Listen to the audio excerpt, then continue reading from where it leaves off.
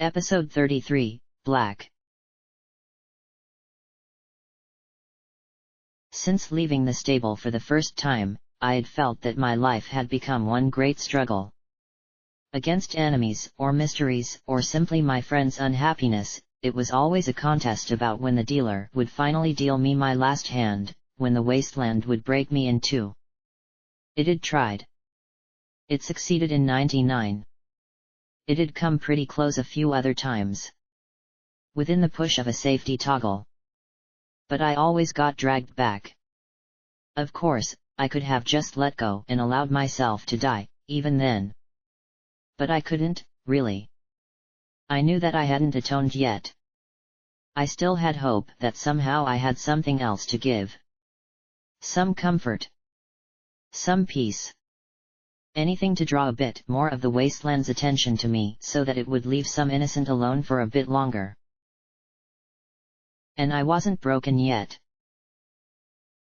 The Celestia, or a part of it, had fallen atop me with a grinding metallic scream punctuated by thumps, groans, and booms. The impact pushed me down deeper and deeper, the cold depths squeezing me as my injuries burned in the salty water. My braces were now weights taped to the ends of my limbs, my tattered barding pulling me down. This was probably where I was going to die. But not yet. Swimming really wasn't a part of my skill set, and right now, as the water rushed around me, I didn't even know which way was up. For all I knew, I was flailing deeper and deeper into the water. I just knew that I floated in the bathtub, and so hopefully the direction I was going was the right one. Then I smashed into armored hull. The metal vibrated with terrible force, I could feel the strain humming through the plates as the Celestia tore herself to pieces. I could hear distant explosions. My lungs burned as I felt my way along the surface. Up, a primitive instinct screamed at me. Breathe. Bubbles started to leak out my nose as I crawled like a bug. A little longer. Then my head broke through into a pocket of air, and I gasped as the groans and screams of metal were mixed with those of ponies. I felt sorry for that. I knew there had to have been acolytes and other initiates who hadn't deserved to die down here with me. One thing was for certain, though. Steel Rain would never get the Celestia to fire another shot. If he had managed to, I didn't see anything stopping him from firing 200 more. But still, I hadn't wanted them all to die this way. I had no way to tell what I was in, or where. Suddenly, a pony surfaced beside me, screaming hysterically as she gasped for air as well. Her flailing hooves grabbed me and shoved me beneath the water again. Wildly kicking hooves smacked into my head, and I nearly lost my precious lungful of air. I could have gone back up, fought her for the ever-precious bit of oxygen left in that space, but I let her have it. Good luck. I scuttled along the overturned ship, hearing swooshing water racing in somewhere. I'd probably put one hell of a hole in the bottom of this thing. I came across a pocket of air no deeper than my muzzle, but it held just enough for me to cough and sputter as I tried to get one or two more breaths. Just a little longer. Just a little longer. There was one last detonation, and the plates above me jerked and hammered into my head. Now I was pushed against the wreck as it started moving in the direction opposite of floating. I suddenly had an image of the upside-down ship slamming into the seabed and squishing me into paint. I wiggled and kicked and struggled as I tried to find any direction that was away. Then I felt myself thrust into a slimy morass that oozed into my every nook and cranny as the ship gave a final tired groan. The sludge was being squished like the inside of a rad roach, and I was squirted out into water. My legs worked slowly, trying for some progress as I felt the silt swirling around me. My mouth worked slowly. I had to breathe. I had to. Bubbles slipped, and I felt my rear legs sink down into the sticky gunk. My rump touched down, and I sat there as a burning sensation roared inside my lungs. And then coolness spread through my chest. This wasn't so bad. Disemboweling was worse. I felt as if I was drifting away. You win, you bony son of a bitch. Now let me rest. I'm so tired.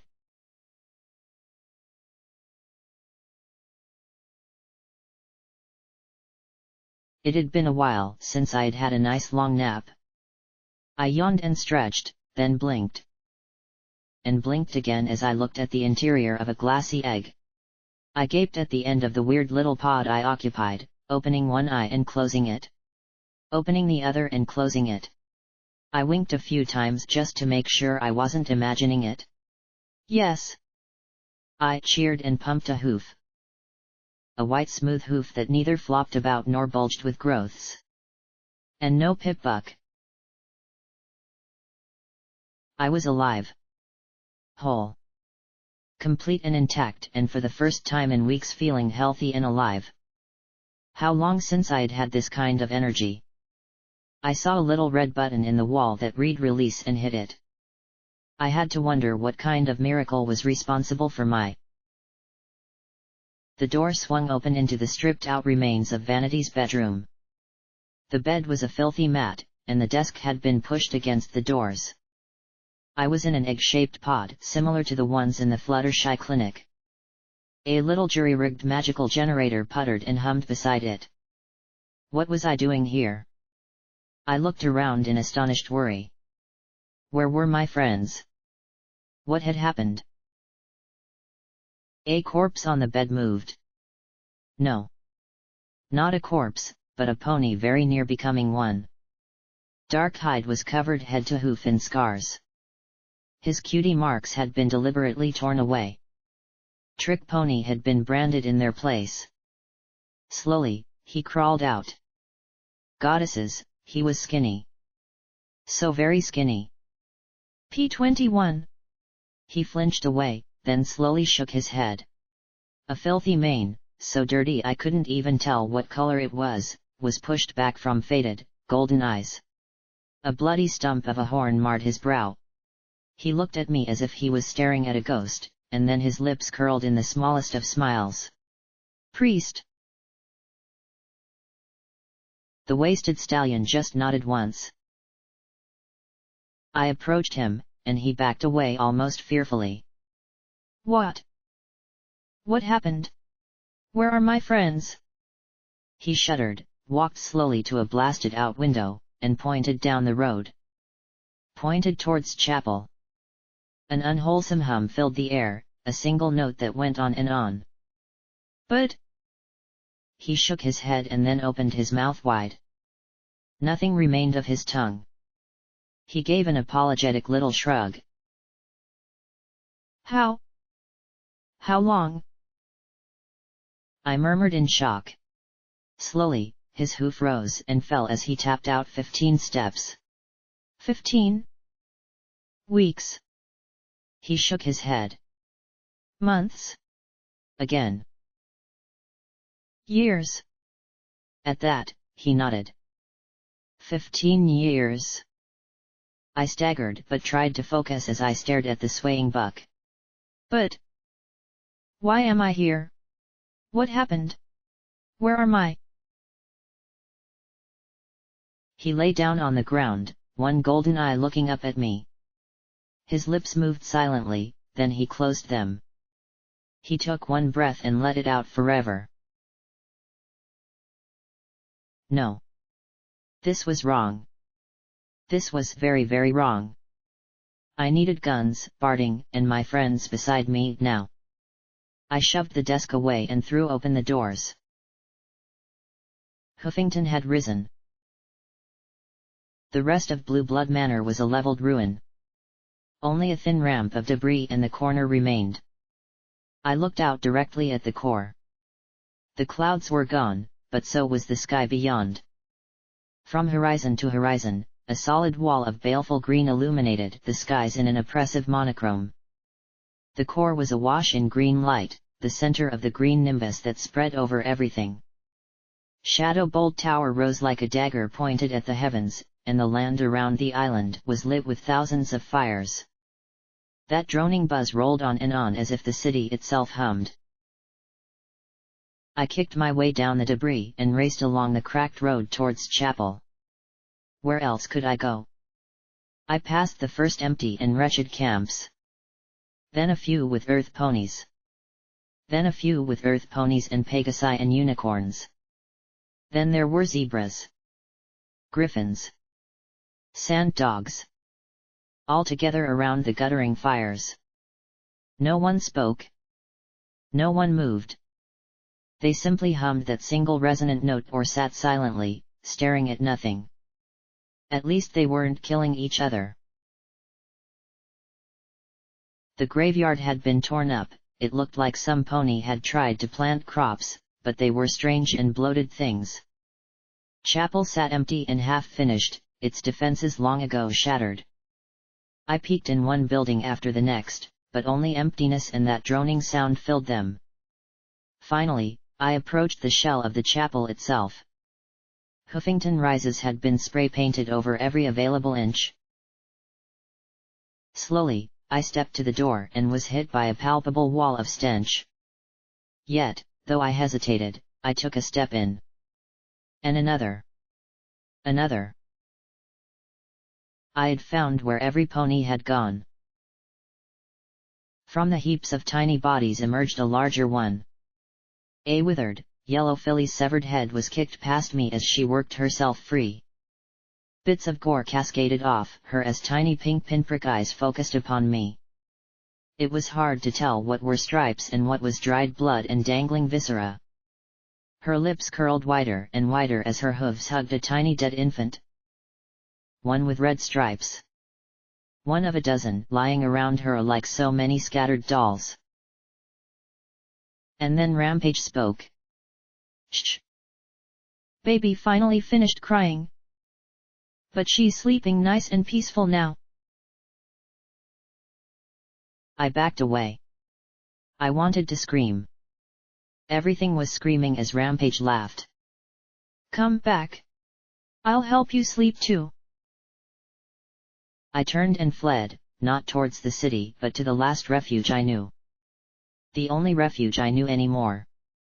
I ran past the reeking camps up the hill towards Star House. To my immense relief, it seemed intact. That horrible message had been spray-painted on every surface, but there was a mare stepping out. An olive mare with green eyes and a blue mane. Scotch! I shouted happily as I raced up towards her. But she turned and looked at me in shock and fear. I saw her pregnant, distended belly as she stared at me like I were a ghost. Then I slowed. In place of a cutie mark, I saw slashed scars. And the word breeder carved into her rump. There were 9 marks under that violation, 3 pink and 6 blue. Blackjack! She murmured softly. You're awake. Finally awake. Scotch? What happened? What happened to everything? I asked as I sat down hard. She sat down slowly, rocking back and forth. You died. Or nearly died. The sea ponies fished you out of the water. Lakunai and Glory got you breathing again. Her eyes darted left and right. Glory swore she'd save you. She did. She gave EC-1101 to Sanguine. And he made you a new body. But he said it would take years for you to mature. So we were just going to have to wait. And we did. And she started to shake and sob. And everything went bad. I reached forward to hold her, but she just smacked my hooves away. There was a war, Blackjack. And another one. And another one. For a time, things seemed to get better. The stable dweller and her friends did great things. got the skies fixed, cleaned the earth. But they didn't get how bad things were out here. How terrible. Huffington rose. The city woke up. And nothing could stop it. I took a deep breath. What about our friends, Scotch? I saw Rampage, I said as I looked back at the distant little building. Where's Glory? P-21? Lakunai. Glory. Her eyes turned to the door. I bring her things to eat. As a breeder, I get a little extra. I looked to the door as well, but she was shaking too much to say any more and simply hugged her stomach with one leg as she backed away. I slowly pushed the door open. The room was dark. I could still hear the hum, but it was muted as if heard from far away. Something was eating from a basket in the corner. Something gray. I saw a wing. I saw two. A smile started across my face. I saw a third. A fourth. Fifth. Purple eyes opened, one after the next along the side of her neck. Of course Sanguine had tried to fix her too. Maybe he had experimented. Maybe this was intentional. But those purple eyes widened in shock before they clenched shut. Don't look at me, she rasped, low and heavy. Glory. How? Was all I could mutter. That hulk of flesh and feathers shivered, tears running down her neck. I didn't have you. I didn't have anything. So nothing mattered. Nothing. She'd let him do this? Glory. Why did you have to leave? Why did you have to be a damned hero? The gray Pegasus said in an equine voice. You left me behind. Always. Always. She closed her eyes again. Leave me. Or kill me. I can't survive being with you, and I can't live being without you, so I'm dead either way. I backed out. I wish I had never met you. Glory rasped. I wish you had never saved me. I fell back over my hooves as the door slammed shut from a powerful gust. I just sat there and stared at it. There had to be a way to fix this. To make her right again. I'd find Sanguine, and I would beat a way of fixing her out of him. Scotch Tape sat nearby, rocking and humming that slow single tune. I rose to my hooves. What? How did this happen? What did you mean by Huffington Rose? She started to walk slowly towards the bridge. With EC 1101, Sanguine took the city. The Overlord came to power and used the factories under the city to make weapons. Every pony who had lost everything in the war came to fight for him. Any mare that could bear foals was a breeder. Any stallion, a warrior. What about the stable dweller? The rest of the wasteland? I asked as we walked side by side. I couldn't believe she would just let this happen. They tried to fight. They did. They sent hurricanes and tornadoes and terrible spells. But Huffington had the mega spell facility.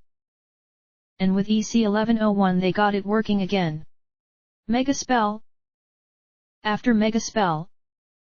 After mega spell. You joined the hoof. Or you were destroyed. Ponies. Alicorns. Zebras. Griffins. Dragons. It didn't matter. With EC 1101, they could do everything. So you came to the hoof, or you died. She said softly as she walked. The Overlord killed the stable dweller. What? Oh, I was going to go Plan D on this Overlord all over the place. Maybe I could get through to Rampage. Or somehow Glory could help. Or... I looked at the swollen Scotch tape, and she quivered. "Stop using us in your stupid fight," her eyes seemed to beg me. "What about Lakunai? P-21? Where are they?" If I could find some way to get EC-1101 back. Some way. Something. She looked at me and trembled.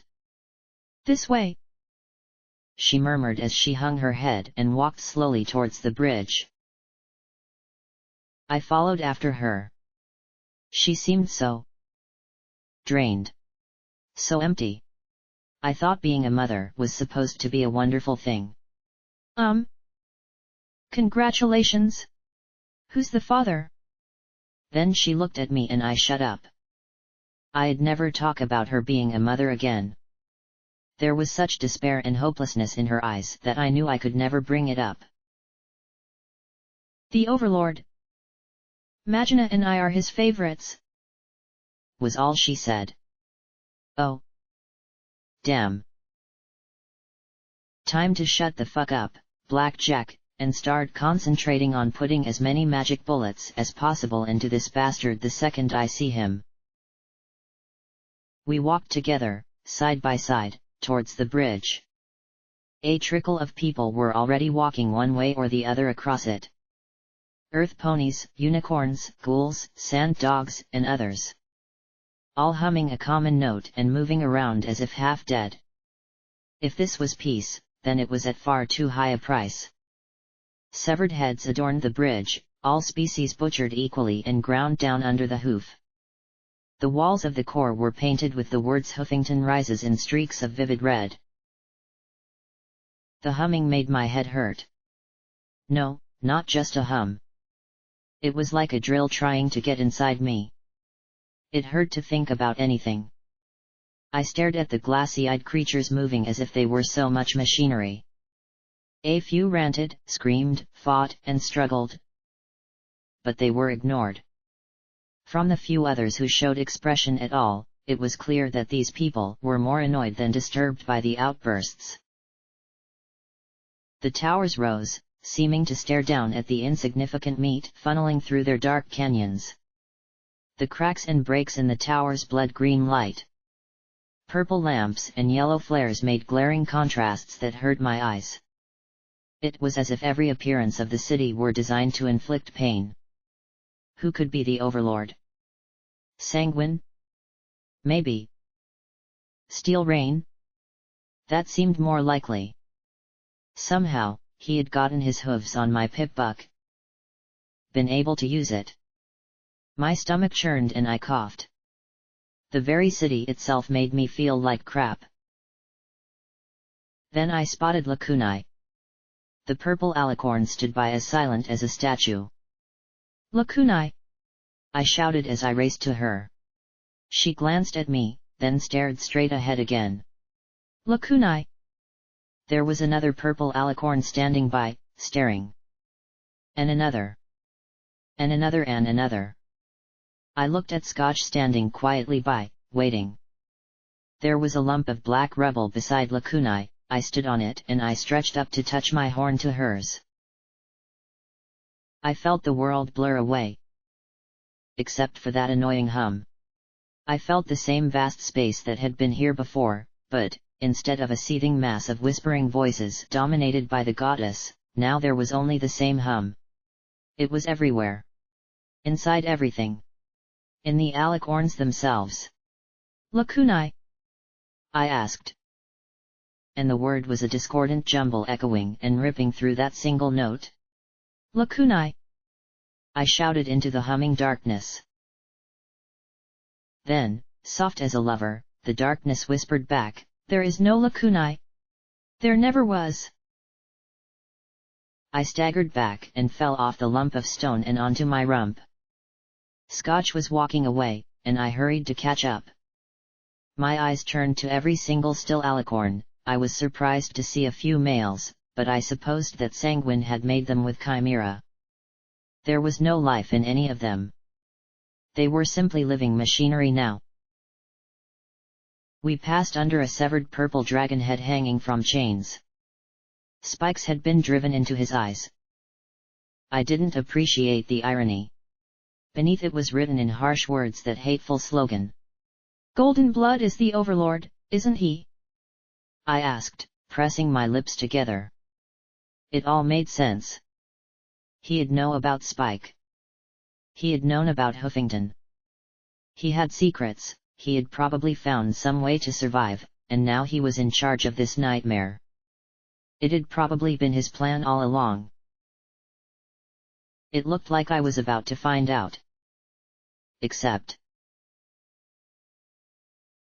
I puked a deluge of foamy water. I guess it was the only thing I had in me. Suddenly, I was feeling wrong. Really wrong. But it didn't matter. I was almost to the Overlord. We were in the great plaza where the ministry buildings rose like headstones.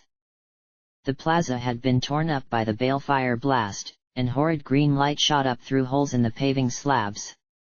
Every building, every person, pony or otherwise, they all hummed that single uniform note.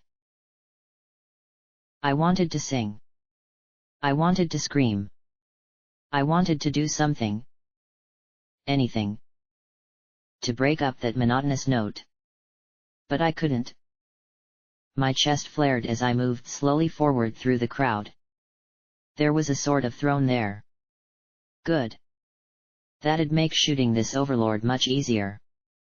There were mares up there, all of them pregnant. I spotted Scotch on the left side of the throne. I saw a young zebra mare on the right. And in the middle. Hello, Blackjack, P21 welcomed me, the crowd falling back as my blue friend stared down with undisguised malice. With my pip-buck on one foreleg and Folly cradled in the other, his gaze blazed brightly. Welcome to the future, he said coldly as he loaded a silver bullet into the breech and clapped it closed. I couldn't shoot. Of all the ponies ever, he had the right to shoot me. I just sat there, my chest burning as I was pierced by his hatred. Goodbye. Then he raised the gun, and everything went brilliant white. The scream went on. And on. And my world faded to black.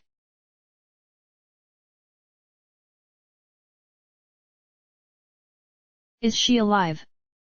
Scotch Tape asked shrilly. No. I wasn't alive. Life wasn't this. This was another nightmare. My lungs throbbed like they were on fire as they sucked in watery air, spasmed, and coughed again. My stomach clenched as it tried to void itself yet again but had nothing to bring up.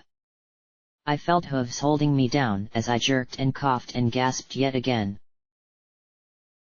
Life wasn't black like this.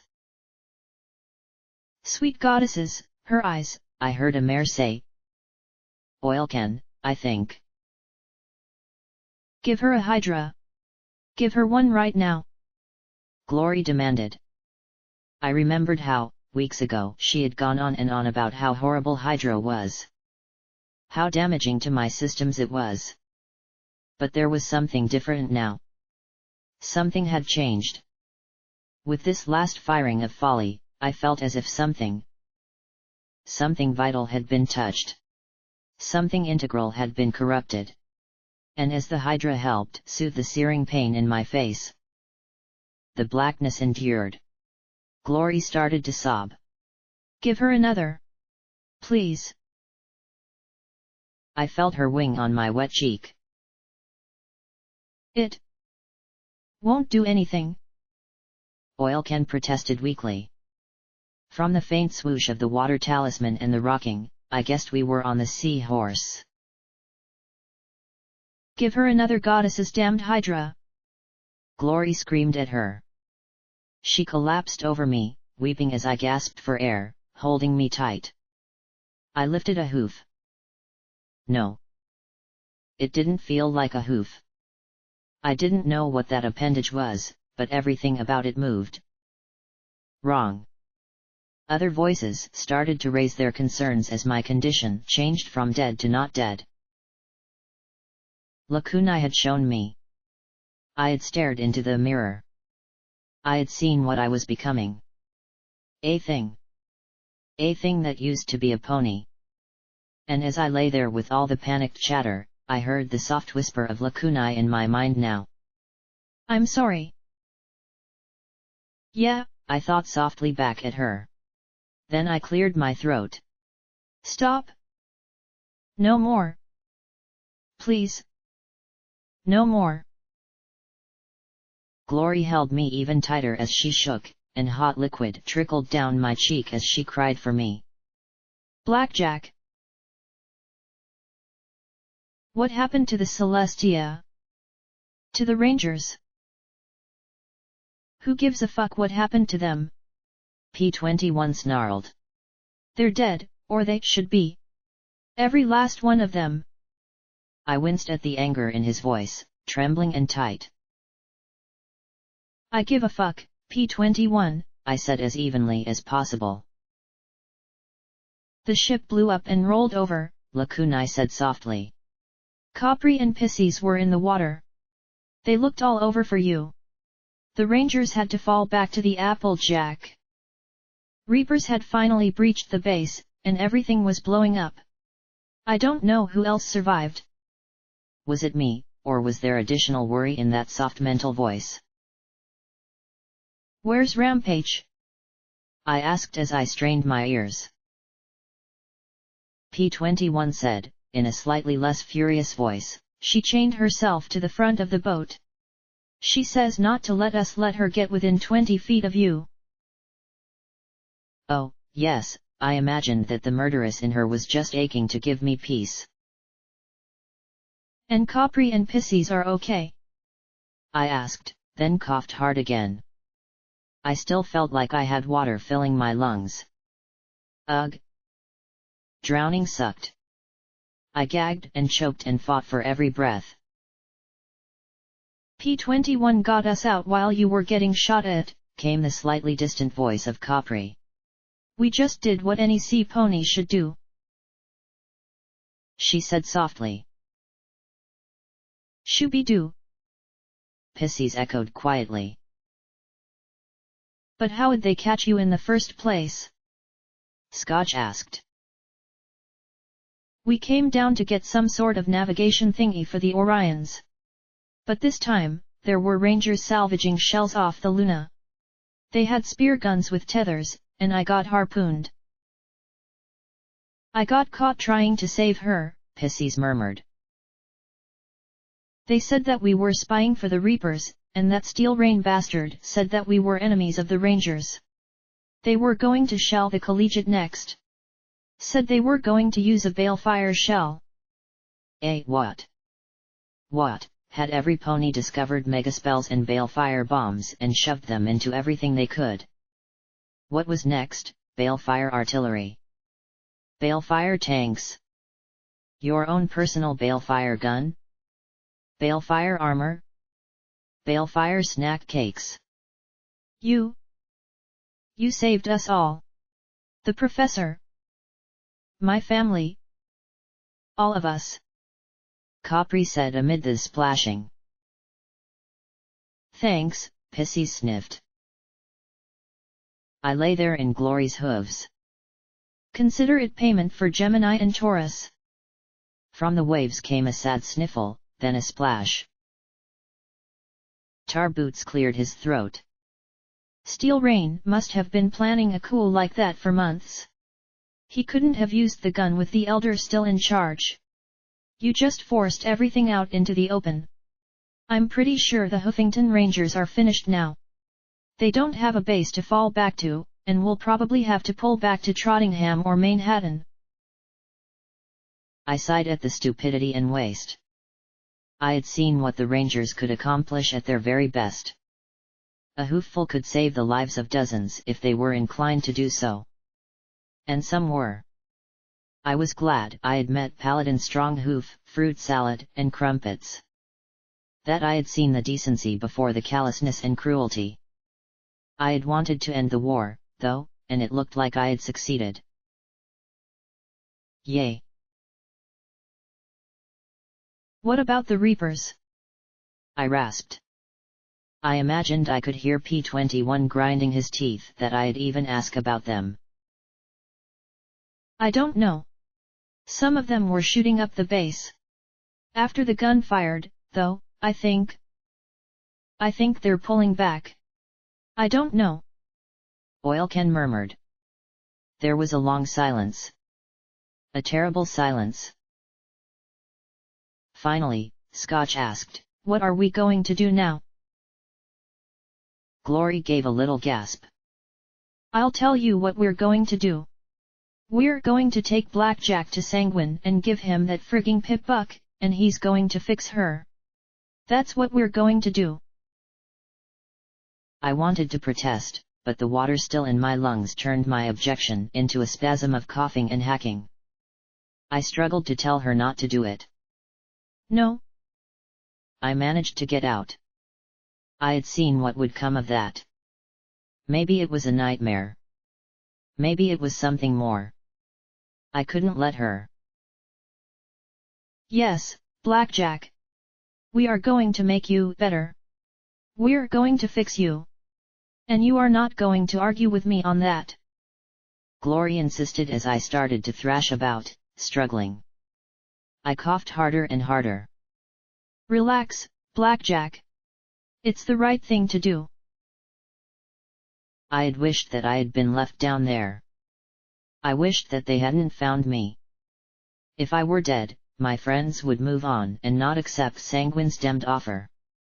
But worse, I was sure that there was damage done to me that he couldn't fix. He might replace my organs, but the taint inside me would just corrupt the new ones too. Something inside me had changed, and this wasn't a solution. I felt something against my horn. Something smooth and round. No, not right now. But I wasn't exactly with it as I coughed and struggled. Once, I had fallen into memory orbs by accident. Then I had had to fight my way in. Now I fought to stay out, but some treasonous part of me made contact as I heard Glory and P-21 begin to argue. "Don't do it, Glory. Please. Just let me go."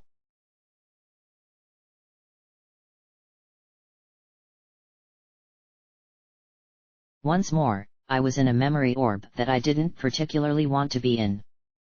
I wanted to tell her that I wasn't worth it. But unlike those other times, I was simply too tired to even try and attempt the impossible task of breaking myself free prematurely. I simply sat back in the mind of some other pony and took a little solace at being able to see again, even if it was through some pony else's eyes. At least it was some pony familiar. I knew this buck well now. His stride. His horn. He felt older, though. Tired and a bit sore. He walked through the halls of Blue Blood Manor with a slow and ponderous step. Downstairs were the worried shouts of dozens of concerned ponies. He stood in front of the mirror. There were touches of grey in his emerald mane and shadows around his eyes. Distantly, I could hear the soft wail of the Hoofington air raid siren. He pulled his dress uniform into place, sucking in his gut before letting the belt out a notch. Finally, he nodded with a sigh. As he walked back out and slowly down the hallway, the door opened and a young Pegasus mare in a white uniform peeked out at him with worried blue eyes. "Master Vanity, everything is going to be all right, isn't it?" He smiled softly at her. "Of course, Harpika." His eyes looked past her at the foals sitting together in a nervous circle. "How are the children?" "Frightened, Master Vanity. Terribly so," she said in a meek little voice. "As am I. I'm telling them all about Wigglehoof and the wandering wolves. They worry about the shouting, though." "A fine story, Harpika. Keep them quiet. Stay inside," he said softly, then stepped closer to the door and addressed the fillies and colts. "I expect all of you to be on your absolute best behavior. Listen to Harpika, little ones. She will keep you safe. He beamed a smile at them and received several nervous smiles in return. Why? Yes, Lord Vanity, they replied, nodding obediently. Keep them safe, Harpika, he said, giving her a little nuzzle between the eyes. She sniffed and nodded. You are better than your name, Master Vanity. Step by step, he made his way down the stairs. The entrances had sandbags and ponies with machine guns in place. From outside, over the wail of the siren, rose the roar of an angry mob. They were screaming to be let in, their shouting filled with frequent insults. Walking away from the entrance, he trotted further in. The shouts dwindled to nothing, and the air raid siren was barely audible over the sound of the orchestra playing. The ballroom was filled with fancy ponies gathered in knots and groups and talking together in low tones. The fear was evident in all their faces. A dapper buck with a snowy mane trotted out into the hall. I say, that mob outside is getting quite unruly. Shouldn't we be evacuating to the stable? A blue unicorn mare who looked like she was barely a quarter his age moved up beside him. The Skyguard ordered us to land before we could reach Canterlot. My little Rosette here is quite terrified. He sighed, levitating a monocle as he looked down the hall at the barricade. I fear that everything has gone quite wrong. Vanity sighed softly. I'm sorry, Fancy Pants. I'm going to look into that right now. He gave a polite nod to the pair and continued down the hall. Soldiers hauling boxes of ammo galloped by. He trotted into a study. What do you mean you're not coming? We've given you a fortune for this very occurrence. Blue Blood yelled at the terminal on his desk. Like his younger sibling, his mane was shot through with gray. You can't do this. I demand to speak to the director immediately, Garnet. On the screen, a color terminal? I guess it made sense for someone as rich and stuck up as Blue Blood to have something like that, was a ruby-red mare who wore a decidedly smug smile. The director is otherwise occupied, Prince Blue Blood. As am I. The mare said with a snort and an annoyed look that slowly turned malicious. Save your own ass, Blue Blood. You dare. Her laugh cut him short. Of course I dare. I've wanted to see this look on your face for years, and now I finally have a chance. By the way, did you like the memo I sent the locals? Have they broken down your door yet? The crimson mare's lips curled gleefully. I hope they all live long enough to string you up. Blue Blood stared at her in stunned silence. Her dark eyes turned to Vanity, and her sneer faded. Prince Vanity. Lord Vanity. Blue Blood snapped. I am the prince of this family. Both ignored the seething stallion. Garnet. Am I correct in understanding that you will not be evacuating us to the redoubt? That is correct, Prince Vanity. The director apologizes, but he is seeing to other needs of the kingdom. You understand that there are children here. He didn't shout, he kept his voice even, low, and calm. She smiled again.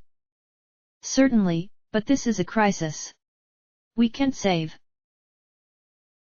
There is enough room for thousands, Garnet, he interrupted, his voice hardening as he stared at the screen. Are you saying you are leaving children here to die? We can send them to you. A dark grey mare ran up behind Garnet.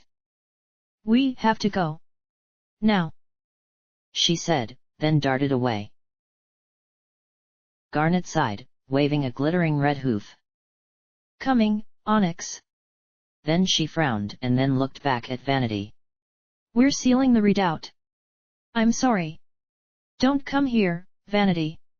Go die somewhere else. Then she reached forward, and the terminal went dark. This is outrageous. I must contact Auntie Celestia at once. She'll set this right. Blue Blood stammered as he started to hit keys with his magic. But there was a green flash, and the elder prince was knocked away from the terminal. His round eyes looked up in astonishment. Vanity? What are you doing? We must. You must go do whatever you must. As must I. He began hitting keys on the terminal. A purple and blue icon of 3 gemstones appeared on the screen, and the terminal began to speak in a familiar voice. So terribly sorry, darlings, but I'm out of my office at the moment. Leave your message, and I promise to get back to you as soon as I can. Blue Blood stared in shock as Vanity took a deep breath and closed his eyes. Rarity. It's Vanity. I'd hoped to speak to you before now. Tell you what I wanted to say. It appears that our time is up, though. We've been betrayed. All of us. If you get this message. I've gone to Elysium. If you can meet me there, then I'll tell you what I should have years ago. The screen flashed and went blue, and a message appeared at the bottom, connection interrupted. With a sigh, Vanity rose to his hooves. Blue Blood stared in shock. You and my Rarity? You betrayed me. Vanity looked down at his older sibling. She was never yours, Blue Blood. She was never any pony's. She was far too precious for that. Then he looked at the door. Now, I suppose I must give some bad news, he said with a soft sigh. Without another look back, he walked out the door and towards the ballroom.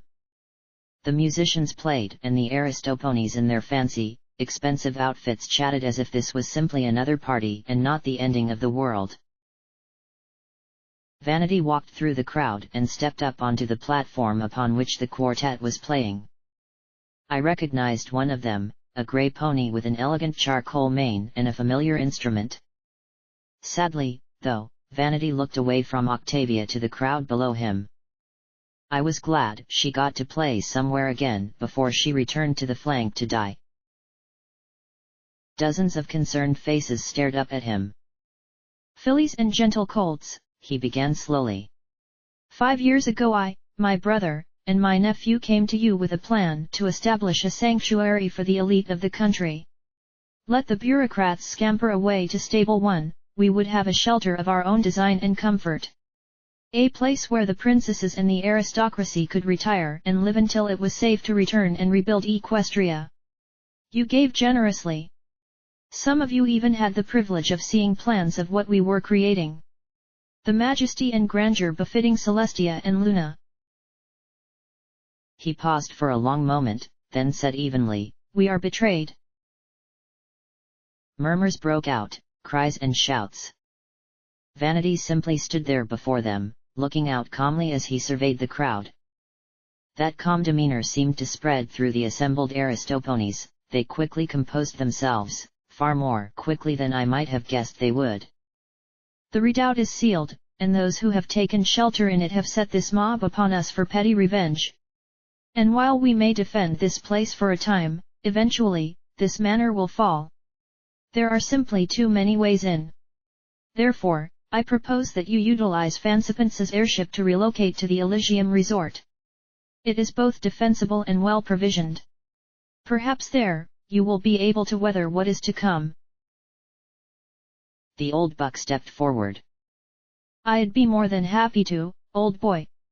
But I noticed that you didn't say we. Vanity pressed his lips together for a moment before sighing softly. I will remain here. Some pony must pay for this failure. I accept responsibility. Fansipence's monocle popped from his eye, and he chuckled. I say, but that's the most rubbish I've heard in ages. And I've listened to your brother, he said as he shook his head. Some pony is going to have to lead us and get us situated, and you seem to have a good horn on your head. Now, if whoever double-crossed us would like to step forward, well, I would happily leave them here to rot. But you You've only ever wanted what's best for Equestria. Vanity's mouth worked, but then there was a scream from the kitchens as the work staff raced into the ballroom, a group of shouting, rampaging ponies following on their heels. Find the stable! Some bellowed. String up the nobles! Roared others. A cluster charged the stage, wielding knives, improvised clubs, and the occasional firearm. Vanity's magic reached out to seize the nearest, largest object he could find, Octavia's contrabass. The green light surrounded it as it slammed into the charging four like an immense club. The heavy instrument sent them all falling away, and for an instant the invaders' momentum was broken as the huge bass rammed horizontally into the group. One last mighty swing knocked another outshoot away from the Aristoponies fleeing the room. From the screams and shouts and crashing glass and gunfire, though, bedlam had erupted in every corner of the mansion. Some of the invaders turned their guns to the stage, but the contrabass rose, the bullets pinging off the wood. The white unicorn blinked and then looked at the stunned musician. Quite a sturdy instrument. He levitated two dropped revolvers from the floor and began to carry out careful and deliberate headshots. Faced with such opposition, most of the attackers retreated back to the kitchen. He paused a moment to float the contrabass back to Octavia, who hugged it tightly.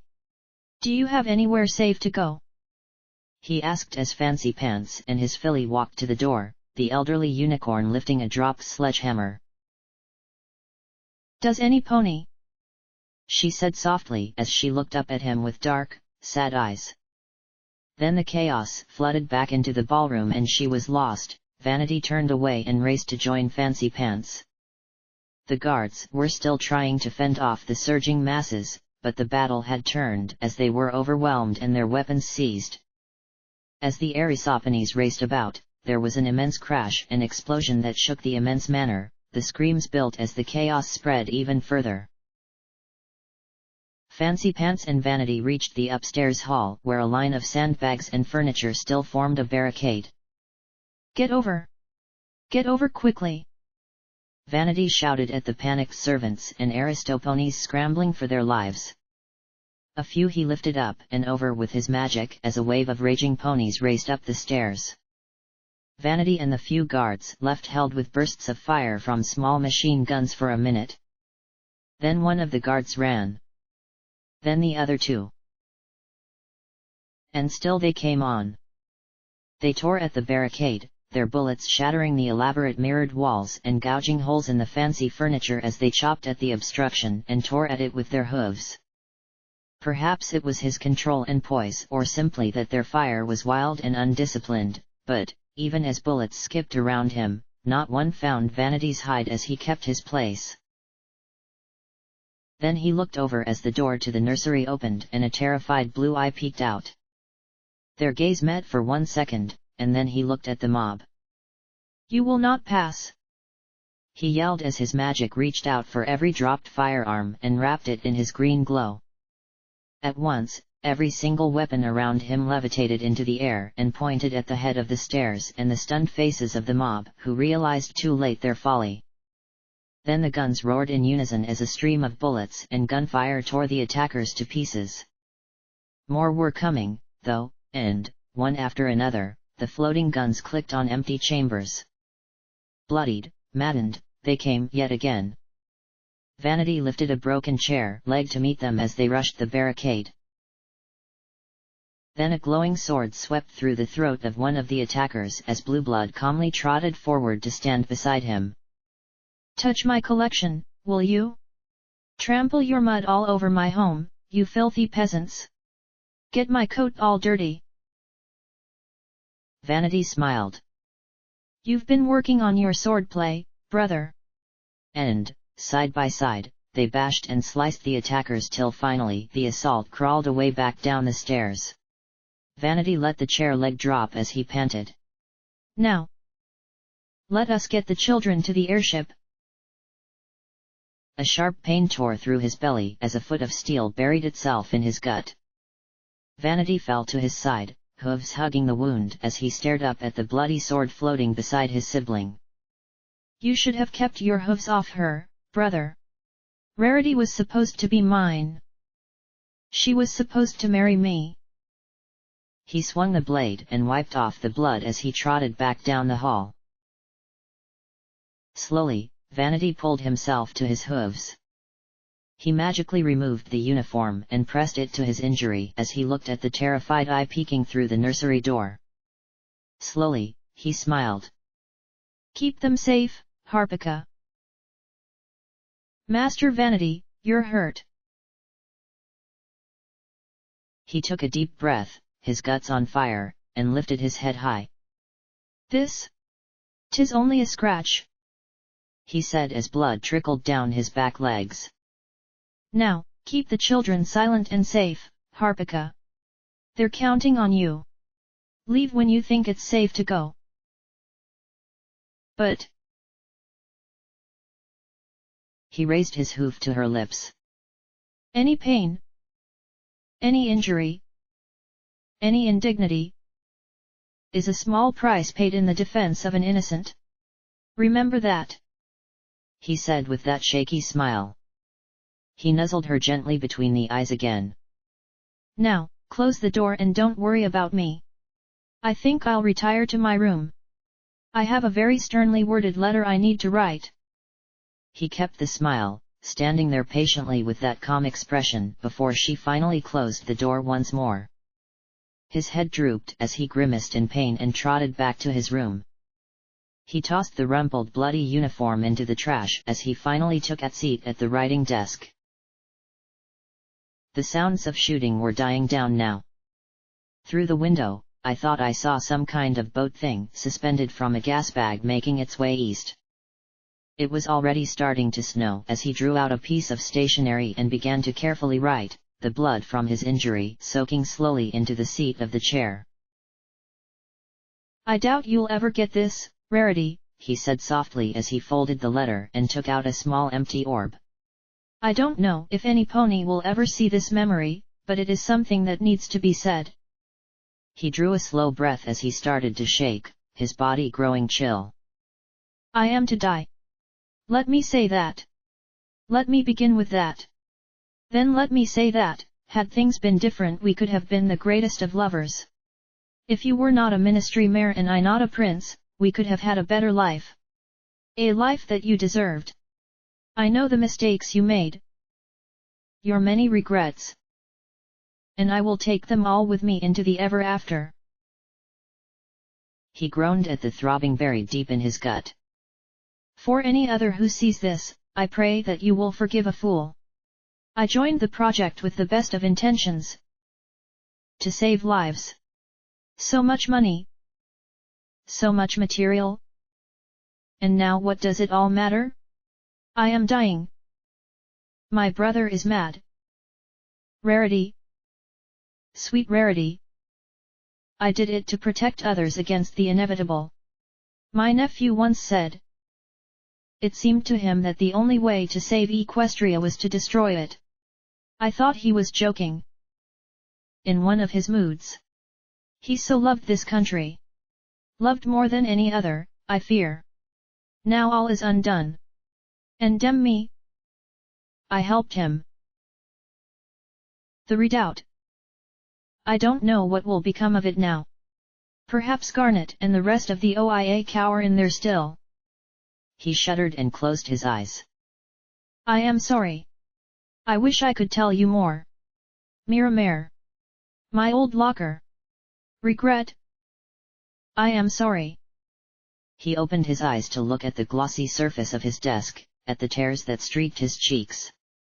"Goodbye, Rarity. I pray we meet again. In better lives." The world swirled away, returning to darkness.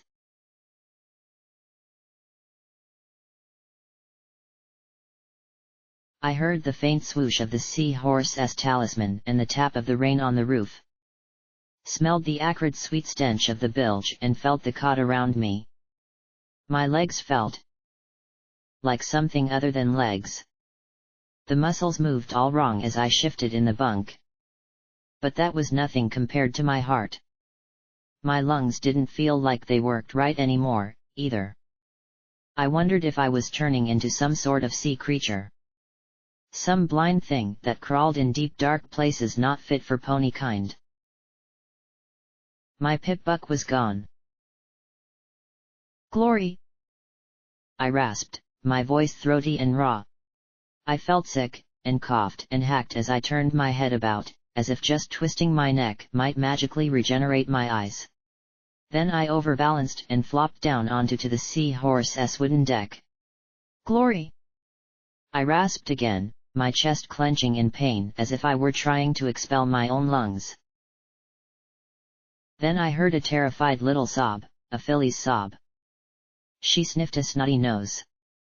She's outside, Blackjack. I need her. I need to talk to her, I said as I turned towards the sound of Scotch's voice and extended a limb towards her. I felt a leg under and I heard her scream a little and jerk away. I shivered as I pulled back. She gasped and sobbed as she shuffled away from me. I simply lay there before saying quietly, I'm sorry, Scotch. I'm not a monster. I'm not. Even if I look like one. She sniffed again. I'll go get her. She trotted for the exit, her clopping hooves receding into the distance. I dragged my body after her. I didn't get very far before more hooves trotted back towards me. You're out? Don't worry. Glory said from nearby. We'll get you another orb and... I then wrapped my legs around hers. Stop! I'm going to die. No. She snapped. No. We are not talking about this. We're going to Sanguine and getting you fixed. She tried to pull away, but I simply held her as she started to shake. Glory! I'm going to die. I repeated, and I was amazed at how calm I felt. It wasn't that I wanted to die. There were so many things I wanted to do that I'd never get to do. But that was the way of things. You got your life until you didn't anymore. Don't say that, Blackjack. Don't.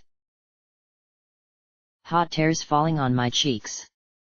I smiled as I nuzzled her chest. Her strong heart. So very strong. Let me say it. Because it's true, Glory. I took another burning breath. I don't want to, but I am. And I'm not going to give Sanguine the most dangerous piece of technology in the wasteland just to save my own life. She shook her head as she sniffed. And I know how damn much this hurts, Glory. I know because if it were you, I'd move heaven and earth to find some way to stay with you.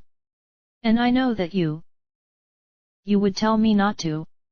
And it'll hurt like hell. But if you asked me to, I wouldn't do it. So I'm asking you, don't trade saving me for EC-1101. I'm not worth the harm he'll do. Maybe it had been a nightmare. Or maybe something else. But I remembered a row of purple eyes weeping along a grey neck. I can't just do nothing. I can't. She whispered in my ear. I love you too much.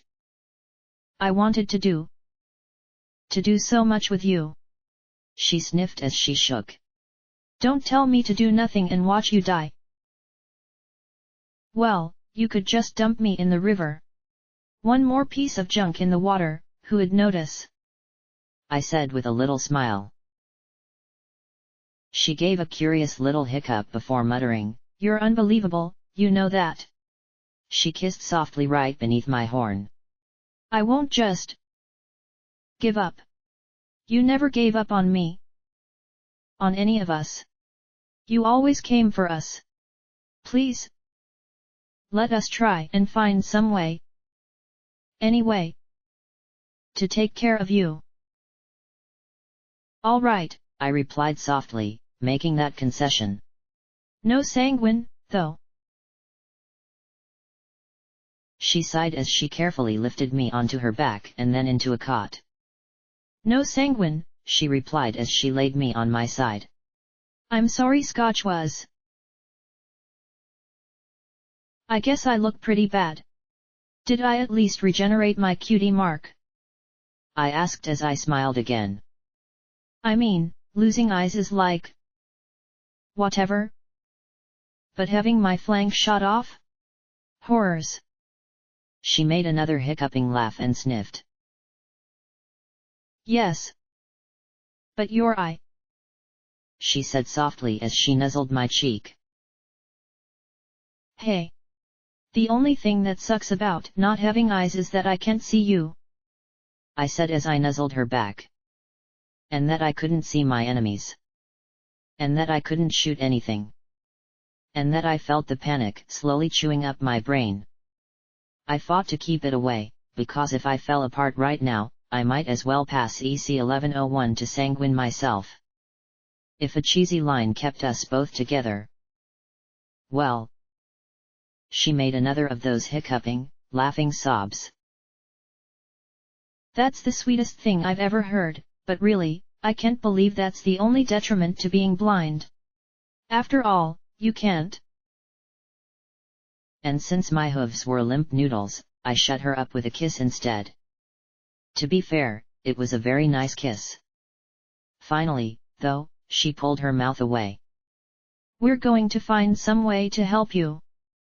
She had to say that. Just like not thinking about what had happened to me was holding me together, the thought of saving me kept her together. I couldn't deny her that. Just no sanguine, I repeated. She sighed, then nodded against me, and I smiled. And bring my pip-buck back. I feel naked without it. Blackjack, I'm not sure how to tell you this, but we don't normally wear clothes. I nuzzled her cheek as I said, you might not normally wear clothes, but I've gotten shot enough to consider barding clothes. Was she always so soft and sweet? Yes, she was. Okay. I need it just a bit longer. Then I'll bring it back. She swore before finally pulling away. I sighed as I lay back in the bunk and I listened to her light hoof steps recede out of the wooden hold. Then my ears twitched as she said, she doesn't want us to go to sanguine. Given that I couldn't peek in on their conversation, I could at least eavesdrop. Well, duh. 'Cause she's an idiot. P21 retorted. He's our best and only bet for saving her life. You saw her legs. You said yourself it's only a matter of days before gangrene sets in. Her blood circulation's getting pinched off in her extremities. I don't know if that's from the taint or the cancer, but after firing that last silver bullet... Glory grunted softly. Why did she have to do that? Because it was the only way she could win, Rampage answered. Apparently, she had felt with it enough to let herself be unchained and join in the conversation. I was glad. She didn't deserve to be treated like a monster, even if she thought she was one herself. No pony did. After a long silence approaching the realm of awkward, Glory sighed. Well, between the cancer, the growths, and the brand new case of infection, we don't have much time. We're losing her. Some pony stomped their hoof in irritation as P21 said, then we go to sanguine and Blackjack can just suck it up. A long pause, silence broken only by the rain drumming overhead. Glory, you said it yourself. There's no other way. Unless you're reconsidering the pods again. It might stop the progression of the cancer, but it would not prevent the taint from contaminating other aspects of her mind and soul, Lakunai said quietly. Who cares about that? We're talking about her life, Lakunai. P21 protested. There are worse things than dying, P21. All of you know that better than any pony. Lakunai replied calmly, a voice of compassion and kindness. The voice of a real goddess. I pitied Unity for not appreciating what it had created. You might save her flesh, and that would be a worthy cause, but what about the cost of the guilt and shame she would feel? Would you see her suicidal again? And what of the magical contamination to her soul? Soul? P21 muttered in disgust. Actually, there is no scientific evidence for the existence of, Glory added. Souls exist, Lakunai interrupted in a firm, inarguable tone. Your soul is nothing less than your quintessential self. The pure you. To change that is to fundamentally alter your complete being. The corruption inside Blackjack isn't simply biological. It is magical, and that magic is changing her soul into something different from a pony. So you want us to just let her die? Scotch squeaked.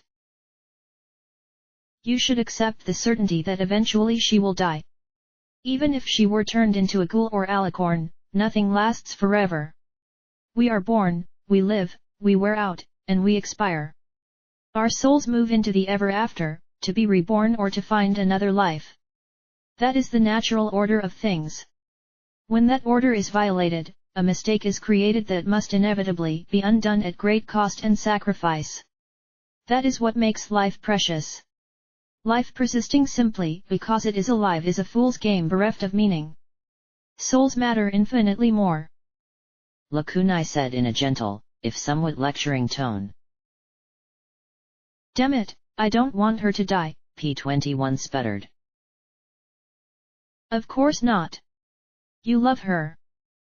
Lakunai said simply. What? Oh, now wasn't this an awkward silence? Don't you talk to me like you know me.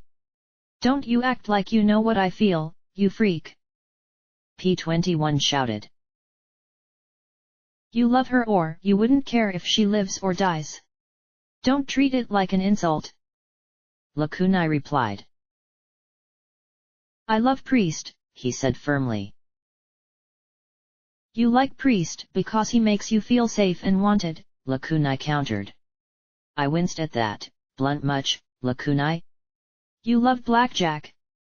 Perhaps in a brotherly way. Perhaps in other ways. Regardless, you love her. And that scares you.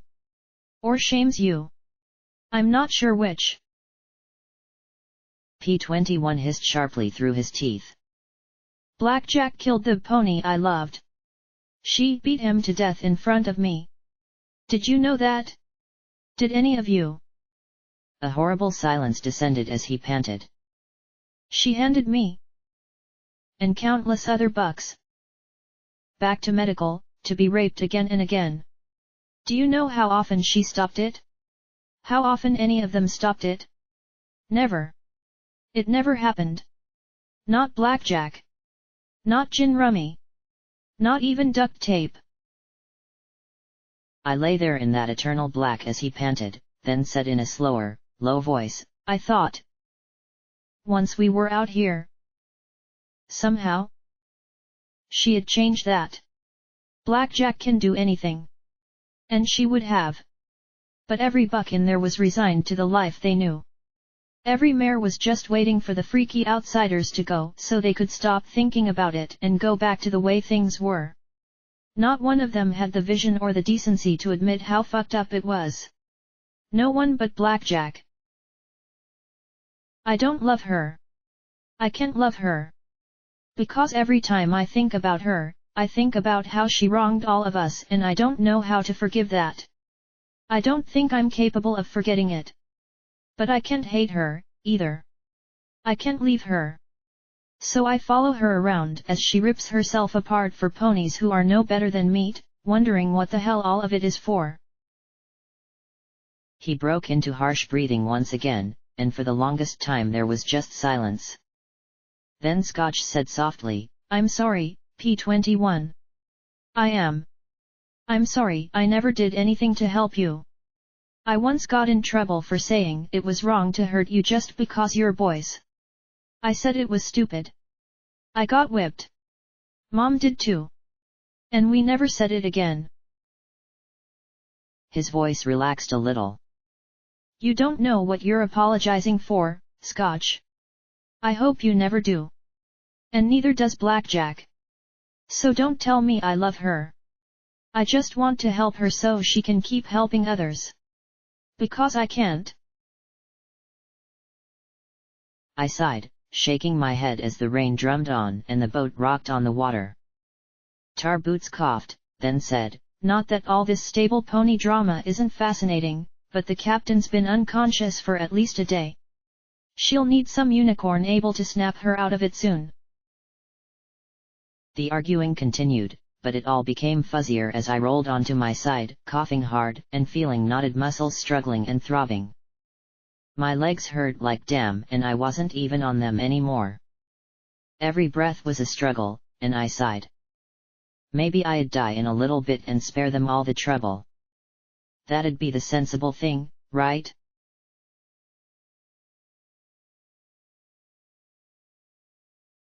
Snow swirled around my black boots as I moved through the drifts towards a massive concrete building. The Fluttershy Medical Center. The light of the city shields painted everything for miles in a baleful green glow that illuminated the still heaps of snow. Thick gray clouds swirled overhead as I moved like a black ghost through the woods and past abandoned wagons towards the distant lights that seemed to beckon ponies for miles. Dozens of wagons lay in the parking lot along with tents staffed with doctors in yellow hazmat suits who hosed the radioactive snow off the ponies as they straggled in. I approached the emergency room doors, and a dozen soldiers at once raced to attention, a few pointing their weapons at me. Hold. Identify. One with sergeant's bars on his uniform began. Without a word, I levitated out my badge and flipped it open, and immediately they lowered their guns. Our apologies, Special Agent. They stepped aside as I walked in. Inside the hospital were dozens, perhaps hundreds of scared and sickly ponies being cared for by exhausted yet still dedicated doctors. One approached me with nervousness. Healing? Food? Radiation flush? He asked. In my EFS-enhanced vision I could see the bright red radiation sickness warning. No. Yes. Yes. I replied, my voice thick and muffled by the respirator. He directed me over to a spare four-stand draped with pouches of high-strength Radaway. I pulled off the rebreather and began to drink, watching the rads fall away. It's good to see anyone from the government here. Every pony's been scared to death since the shield went up. Most of them are trying to hoof it to Manhattan, they heard it was still intact. There was a questioning tone to his voice as he sought some sort of confirmation. I said nothing. I ate a bar of emergency rations and drank the medicine. What about Philadelphia? I didn't answer again, and he seemed to get the hint. What are you doing in here with those? Demanded a pink doctor as she scowled and pointed her hoof at my armament. I finished drinking the medicine, then calmly took some of the still full Radaway pouches, levitating them into my saddlebags despite the doctor's outrage. The pink mare's eyes went wide. How dare you? Get out this! The spell was simple.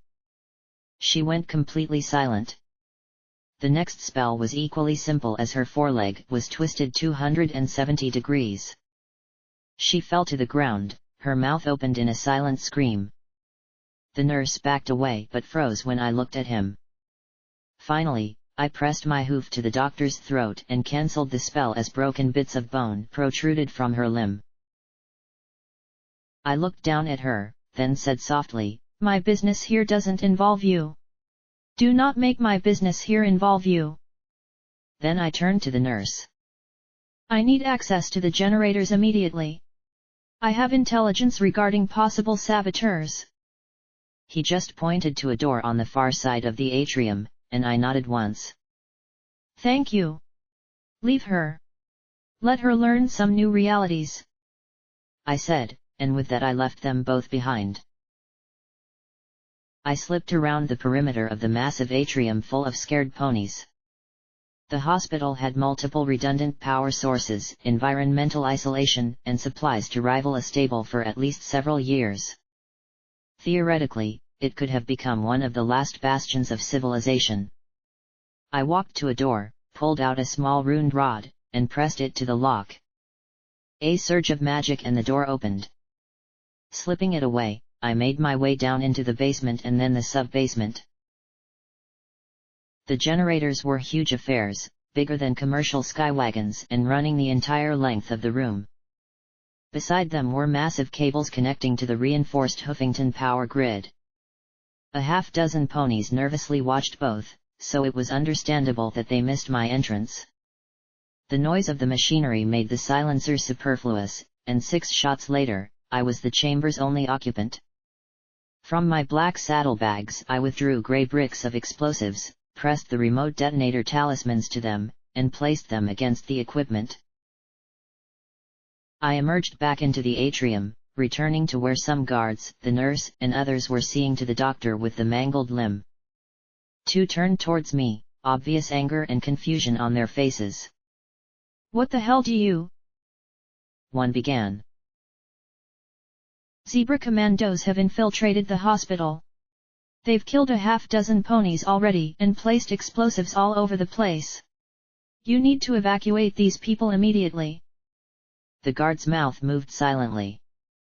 I continued smoothly, "Where is Fairheart?" "She's on the 14th floor," he stammered in shock. "Near the hospital administrator's office." I turned away, and he called after me, "Wait. Where am I supposed to evacuate all these people to?" That was hardly my problem, and I trotted towards the elevators and magically activated one set of detonators. The resounding boom signaled the severance of the hospital from the power grid. Everything plunged into darkness. From my saddlebags came 4 grenades, and I sent them magically rolling away into the crowd. Seconds later, the explosions filled the atrium with screaming chaos. The lights flickered to life as the generators came back on. Smoothly, I left the screams behind as I started up the stairwell. On the 14th floor, nurses were scurrying about. Foals were crying. Bedlam reigned. Some pony mentioned the weather monitoring station to the north. No matter. They made way for me in my black barding and coat. I said the magic letters OIA and got directed to where I needed to go.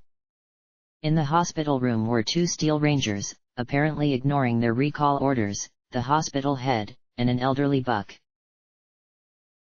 The white mare with the medic's cross was saying, "Backup generators are running and these floors have their own independent power generators if the buildings fail."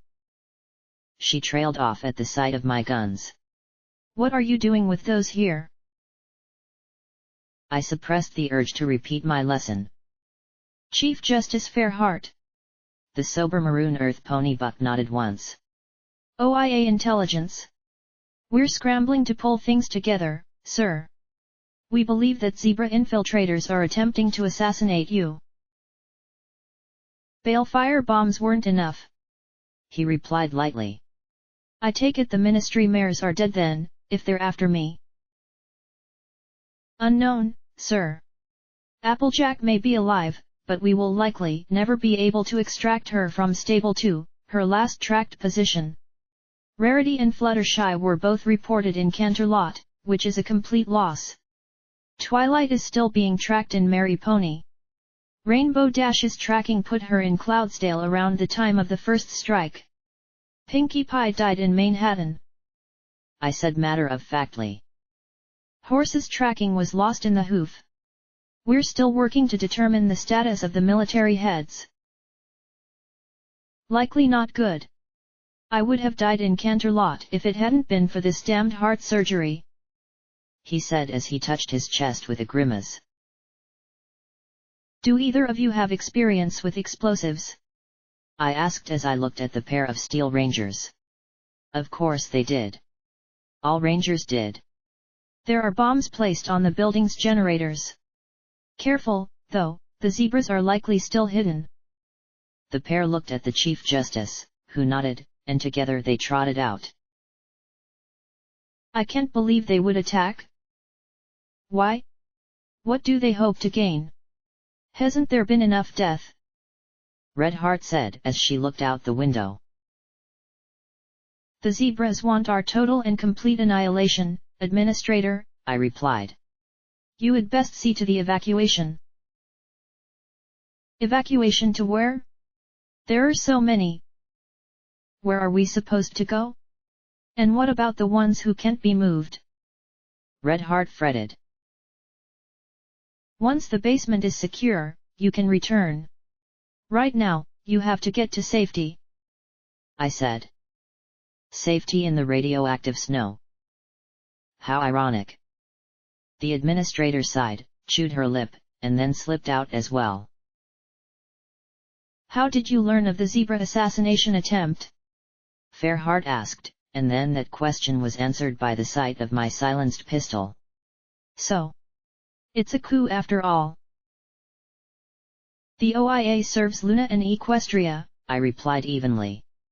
We will not allow it to fall into the hooves of another. I'm sorry, Justice Fairheart. Just one question. Who's behind this? Horse? Golden blood? He asked. The only answer he received was a silenced bullet clean through the eye. I magically turned his head away, holstered my gun, and trotted out of the room. Once outside the secure area, I tapped the talisman again. The explosions sounded deep below the building, and another place that could have been a bastion of hope and civility went dark. Using my light amplification goggles, I loaded up on more Rad-X, Radaway, healing potions and rations from a storeroom. Then I made my way out. I passed by the maimed doctor and the terrified nurse. Their eyes reflected pain, fear, and confusion. It didn't matter. One more was dead. That just left one other to take care of. Ignoring the yelling and screaming in that radioactive night, I walked back into the darkness. My mission still wasn't finished? Not yet.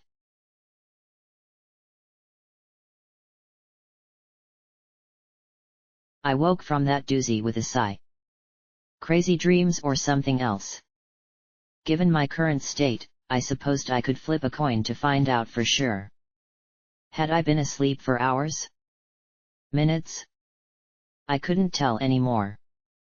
I never imagined that with the loss of my eyes I'd also lose my sense of time. I couldn't even look at my Pip-Buck to find out. Well, at least I had my Pip-Buck back again. Some pony had tied a cloth over my eyes. Better than looking at. Well, whatever I had. My friends were still arguing. No. Not arguing. It looked like whatever the plan was, it had come together. They just didn't like it. I can't go and leave her like this, Glory protested. You have to. She's going to need your help. You know what she's giving up for this. Lakunai replied evenly. Seabiscuit will carry the captain. Tar Boots, Oil Can, and Scotch will watch the ship. The sooner you get there the sooner you get back. Meanwhile, I can teleport P-21 there and back and get the rest of it, Lakunai pointed out. And I will do everything I can to stomp every pony who wants to keep fighting into glue, Rampage said. Brutus called a ceasefire, but the half-hearts are wiping out what's left of the flashers. BJ wouldn't want us to get her present but let everything fall apart here. So if some pony is shooting, they get rampaged. So now she was a verb. Lakunai gave a delicate cough. Except for Paladin Studmuffin, provided he's still alive. Rampage added. You really think you can stomp enough? P-21 asked.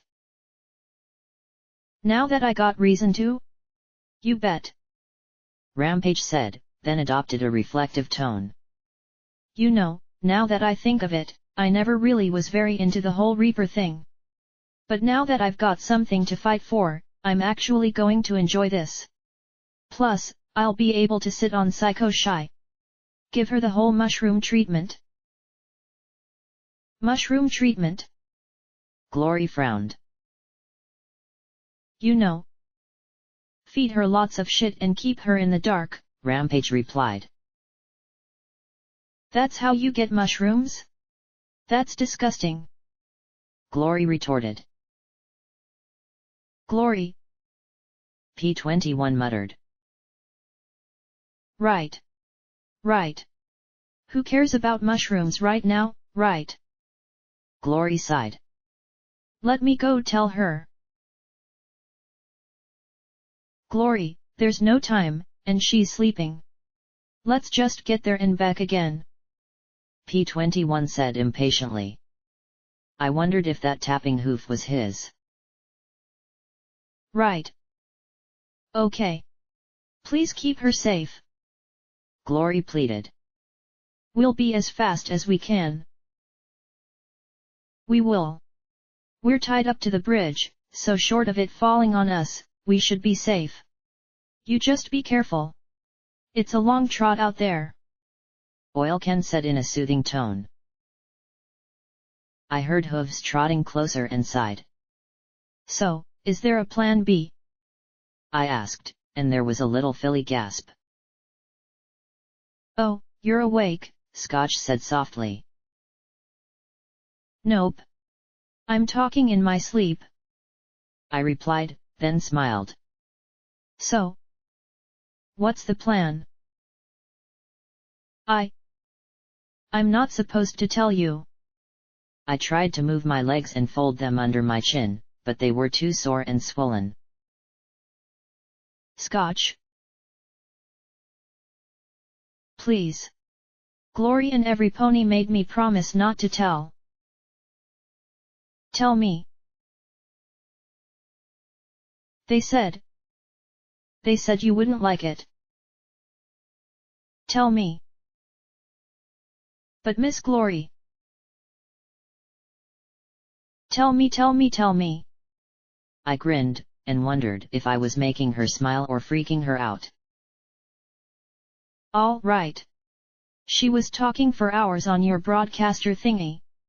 She contacted the Pegasi and the professor and that big hospital and even a bunch of ponies in some faraway place. I think they were after some super Healy talisman like they had in medical or something. Another regeneration talisman? Put it in me, disintegrate me, and let me come back? It had potential. Of course, knowing my luck, I'd be regenerated like this. Something inside me had been touched by the contamination, and now I didn't know what I was. I didn't feel like a pony. I didn't feel like anything that belonged in this world. I sighed as I settled back. I had told her she could try anything. I didn't like it, but I couldn't deny her that. I just hoped that, once I was dead, my friends could find some way to move on. Oilcan gave me a memory orb for you. It's one of the captain's. She said it's a good one. Scotch said from my side. I waited, then smiled. Scotch, if I can't see it, then I can't grab it with my magic. You're going to have to hold it to my horn. Then I hesitated. Or am I really that scary? Now she hesitated, giving me my answer. I bowed my head. Sorry. It's your legs. They're all black and red and clumpy. Scotch swallowed. Glory said your blood's getting all goobered up in there. She said we're probably going to have to.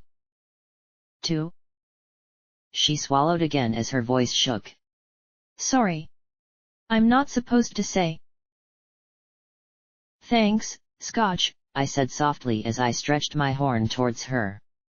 Well, Thrush's memories should be interesting. Just hold it to my horn.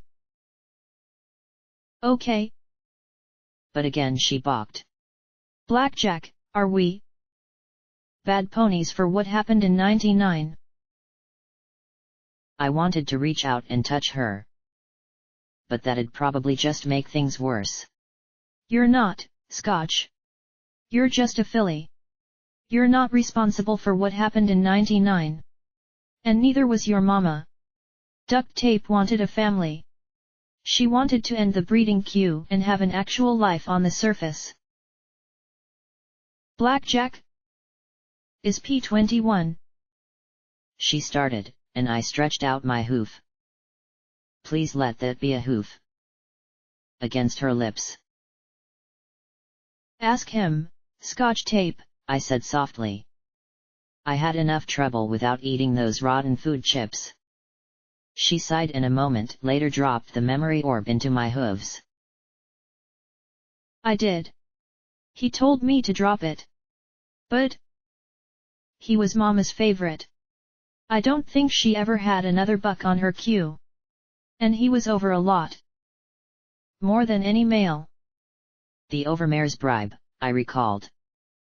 It was like that whole family thing Mama was going on about. She sniffed a little. I wish I knew for sure. Maybe then I'd know why he hates me. I could scream. She wanted to remember. She was unhappy. But if I told her, then P21 would be pissed. But if I didn't, then she would be sad. Erg. Was there any way out of this that didn't involve me fucking up? Let me talk to him. Okay. Please please please let me die before that conversation came up. Just tell me, Blackjack. I'm not a baby. She insisted. Right. I already tried that. It ended in tears, recrimination, and loads of blackjack guilt. Let me talk to him. Please. Ugh. Why does every pony keep treating me like a little filly? I stopped being one when Mama died. She trotted away, muttering sullenly under her breath, I wish ponies would stop trying to protect me all the time. She had a right to know. P21 had a right to keep his secrets. But it was making her sad. But it would make him mad. But... Memory orb. Now. With luck, I'd wake to some horrible monster raping my ass or find out they went through with plan A after all. I rolled the orb up my hide till I tapped it against my horn and swirled away into memory.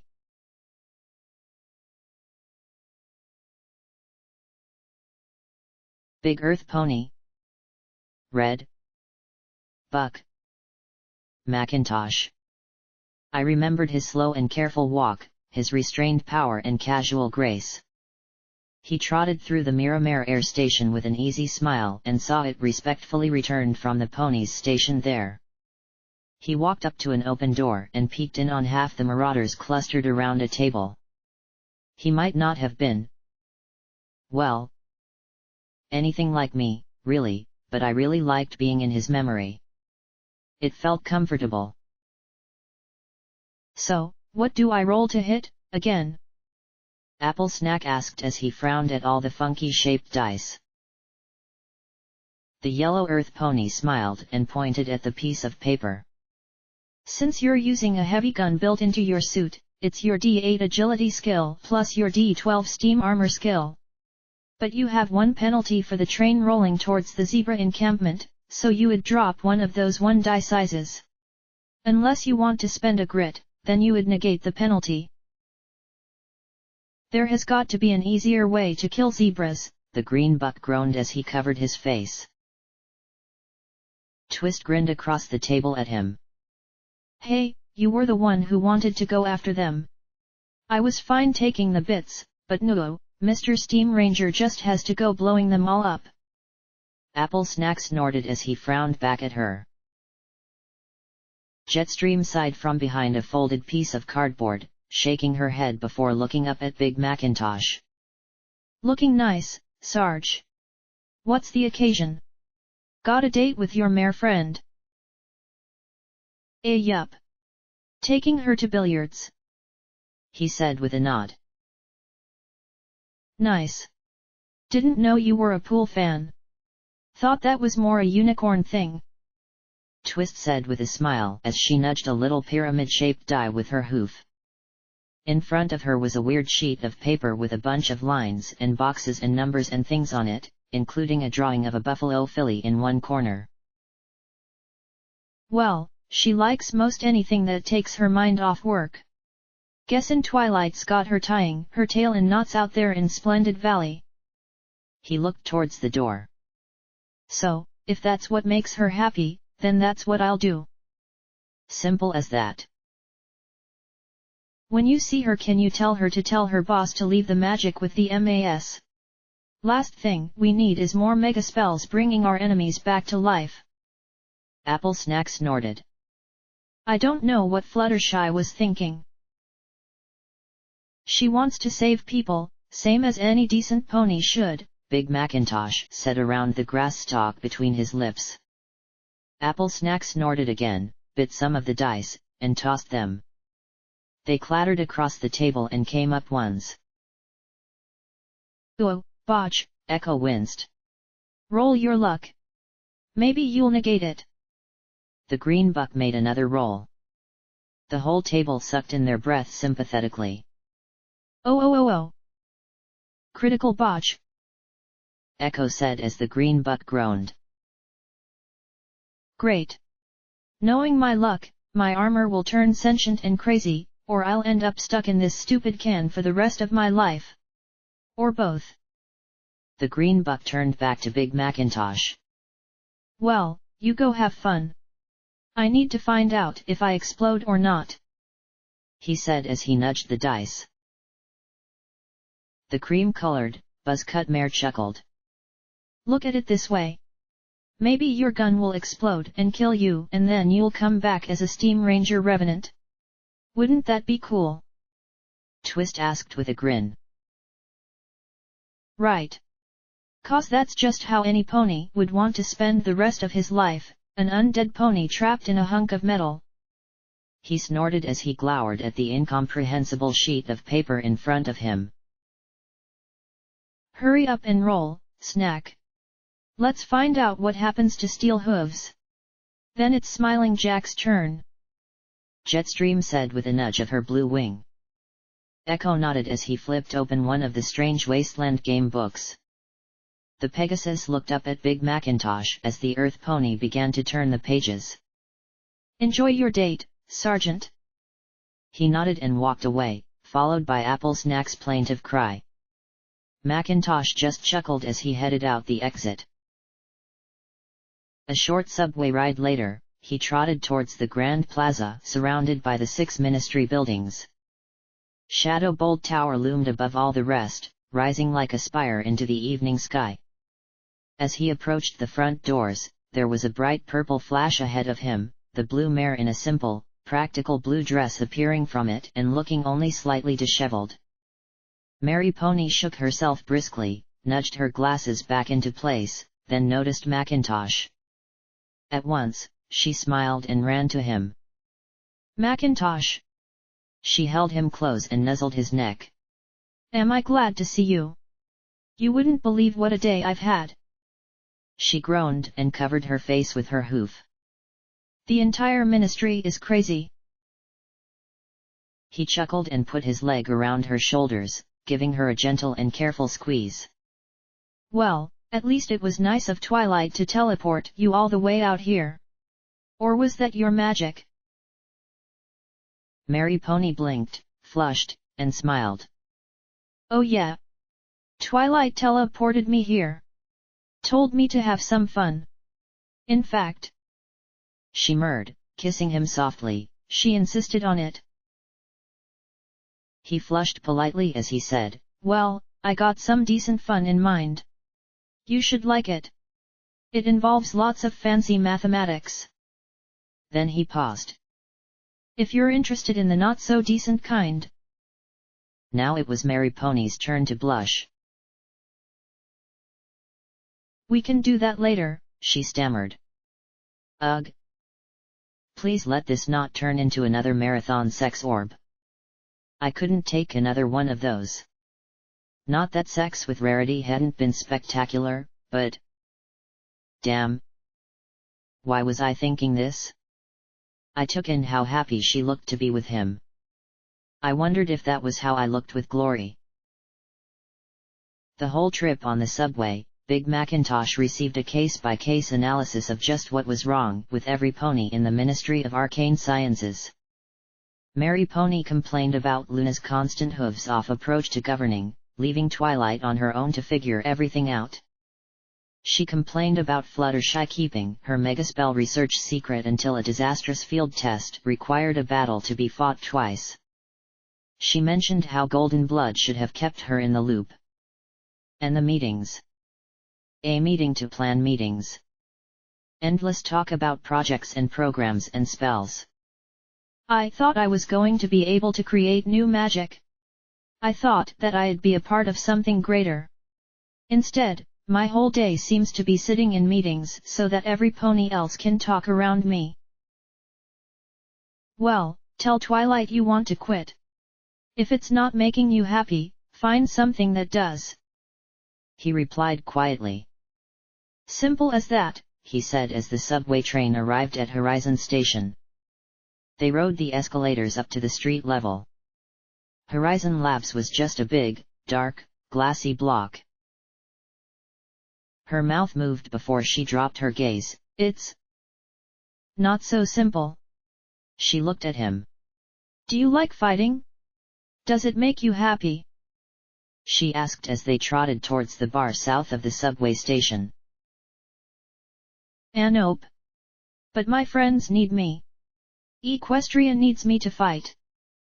He replied casually. Well, it's the same for me, Mary Pony replied quietly as she hung her head. At least, that's what every pony keeps saying. Mari? Is there something you need to tell me? He asked with a worried look. The blue unicorn just shook her head. Nothing.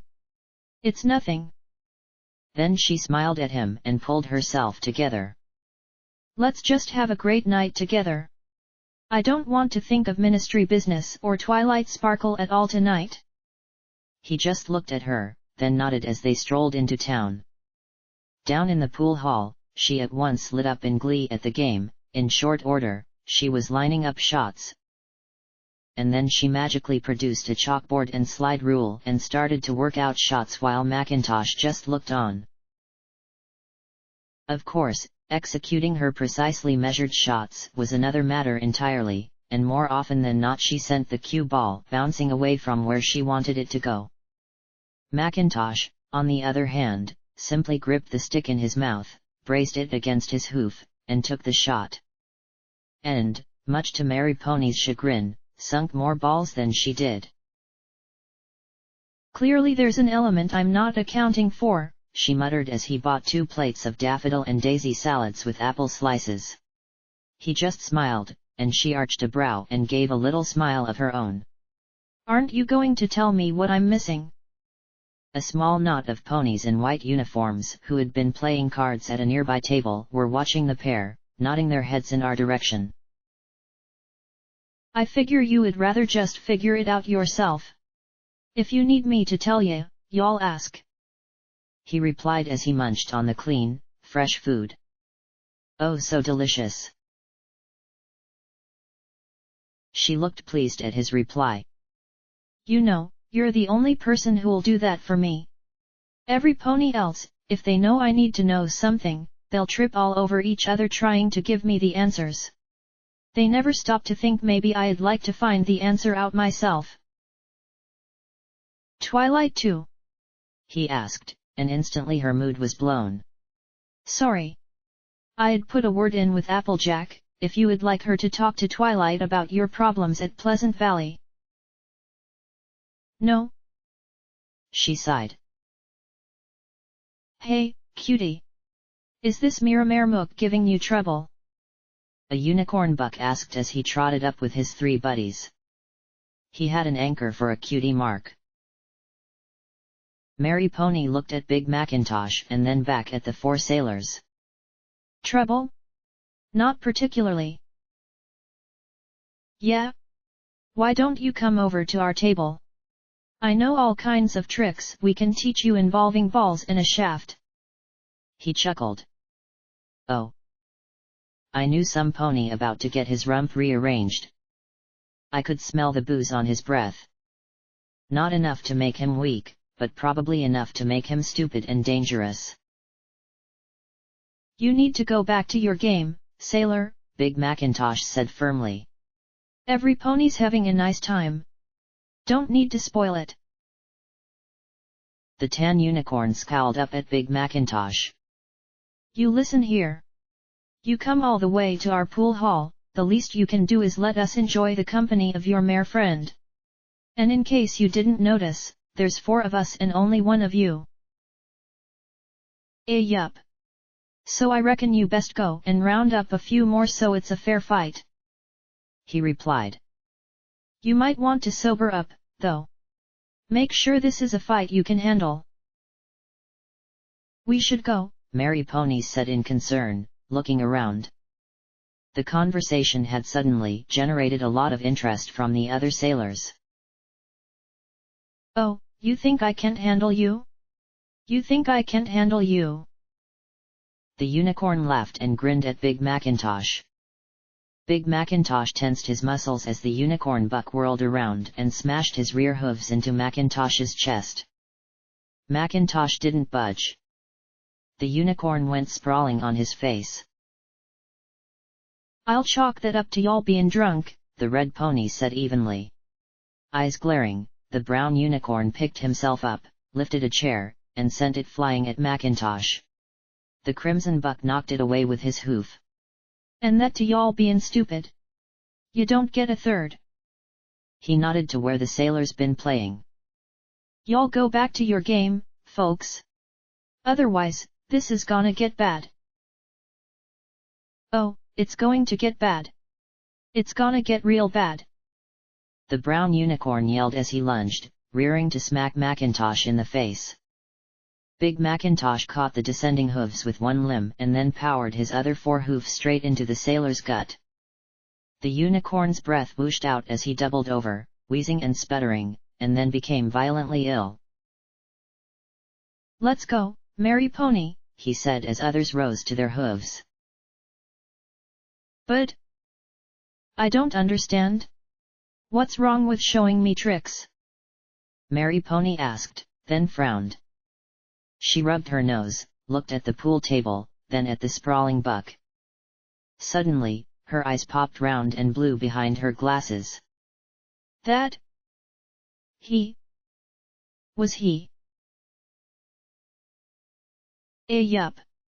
Now, we need to be going, he said firmly as the pair backed out of the pool hall. It was dark and starting to drizzle. Let's hurry up. Some folks don't have the sense Celestia gave a bag o' beans. But can't you just tell them you're a sergeant and I dunno, order them to go away? Mary Pony asked as they trotted quickly down the street. A glance backwards confirmed that the unicorn and his friends were following. There ain't a rank been invented that could compete with Admiral Drunk and General Ticked Off. Big Macintosh frowned. They'll be right sorry in the morning, but I'm more worried about dealing with them right now. The pair had nearly reached the subway station when a dozen more sailor bucks trotted up the stairs. They took one look at the pair and moved to block the entrance. Mary Pony and Big Macintosh were forced into the abandoned Horizon Labs parking lot. I want you to get out of here, Mary Pony. Don't worry none about me. I'm not going to leave you to a mob, she cried. Get him, they shouted. Sneaky Earth Pony, called another. He's disrespecting the uniform. Probably a striped lover. He's a sergeant. He's a soldier. Mary Pony yelled, but from the fervor of the crowd and the reek of alcohol, they either weren't hearing her or didn't care, as they surrounded him and knocked her back. The shouting sailors piled on all at once. While he knocked them away at first, even he couldn't prevent them from piling on. Still, I was amazed that, despite the beating, he really wasn't all that hurt, even as he disappeared under them. Then Mary Pony let out a yell and all at once Big Macintosh moved. I had never felt that kind of strength before, as his body lunged and launched half the ponies into the air in rolling arcs. A kick behind him knocked a half-dozen flying.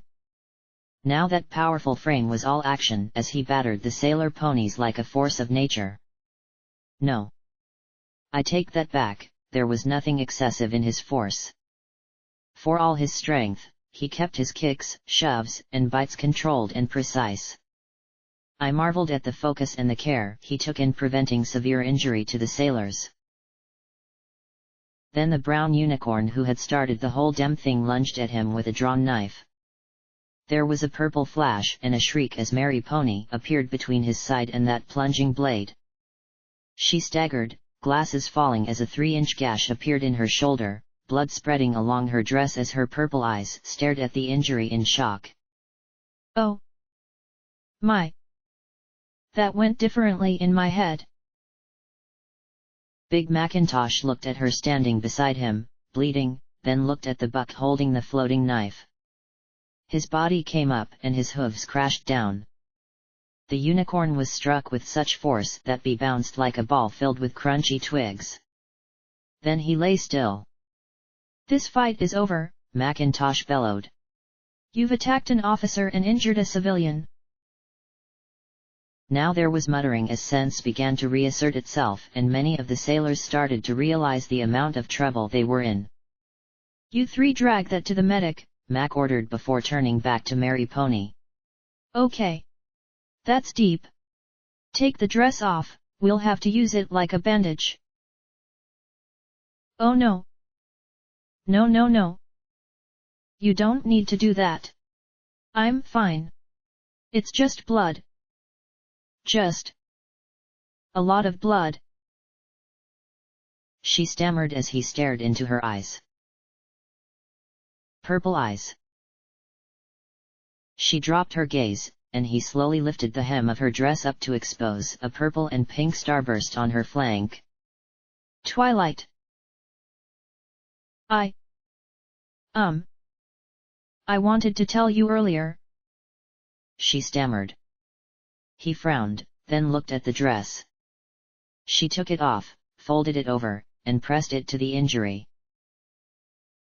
Don't worry about that now, Ministry Mayor, he replied flatly as he looked around at the sailors. Can you teleport with that injury? Get yourself to the hospital. There's a quick care back at the corner, Twilight said softly. Hopefully they won't ask too many questions. Twilight kept her eyes low in shame, her magic holding the makeshift bandage to her wound, as the two walked carefully back. So? How'd you magic your appearance? Rarity? Big Macintosh asked in a low, slightly hurt voice. Yes. She's developed a surprising number of spells to alter a pony's coloring and mane. Minor transfiguration magic that can. She faltered, her ears drooping as she limped beside him. I couldn't get it to change my eye color, so I had to enchant the glasses. And no magic can change a cutie mark, so I had to make sure it was covered.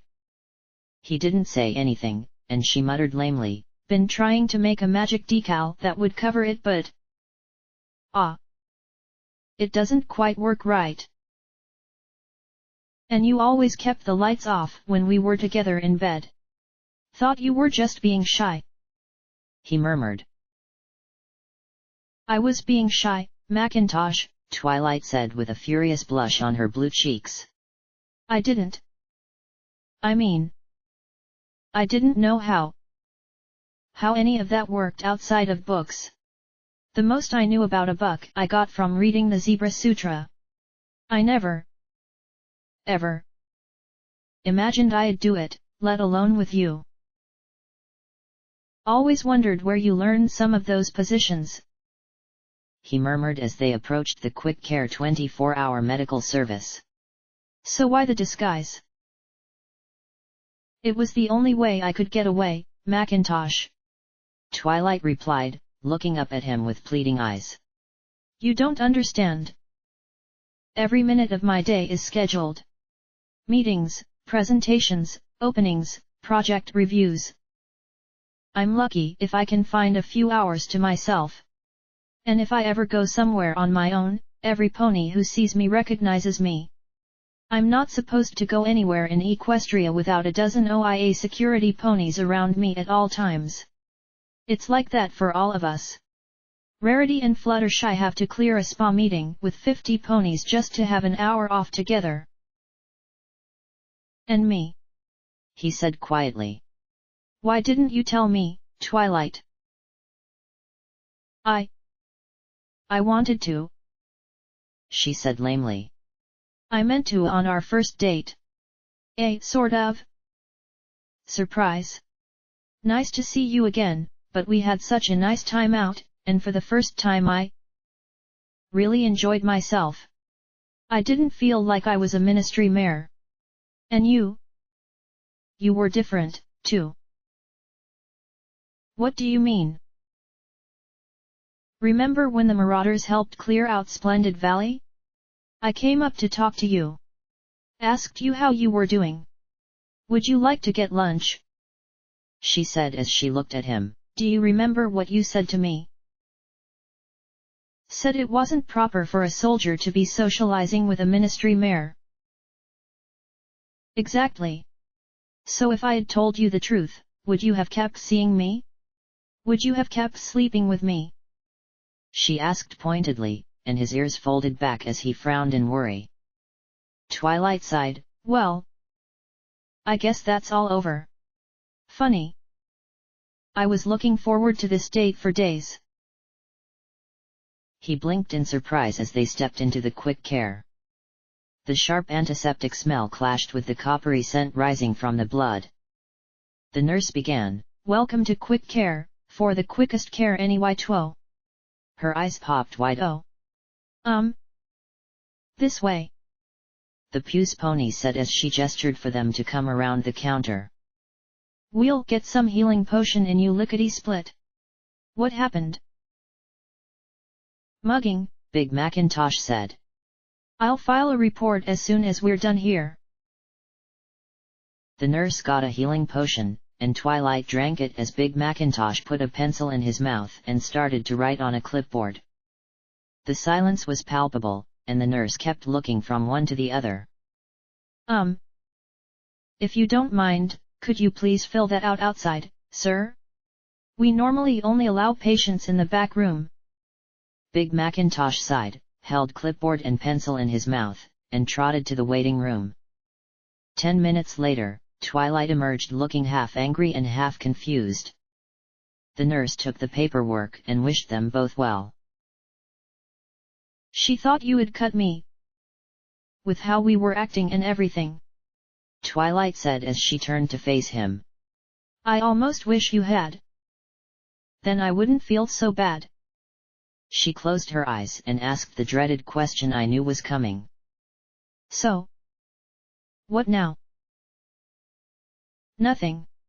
You go back to the ministry. I go back to base. That's that, Twilight. She looked as if she had been stabbed again.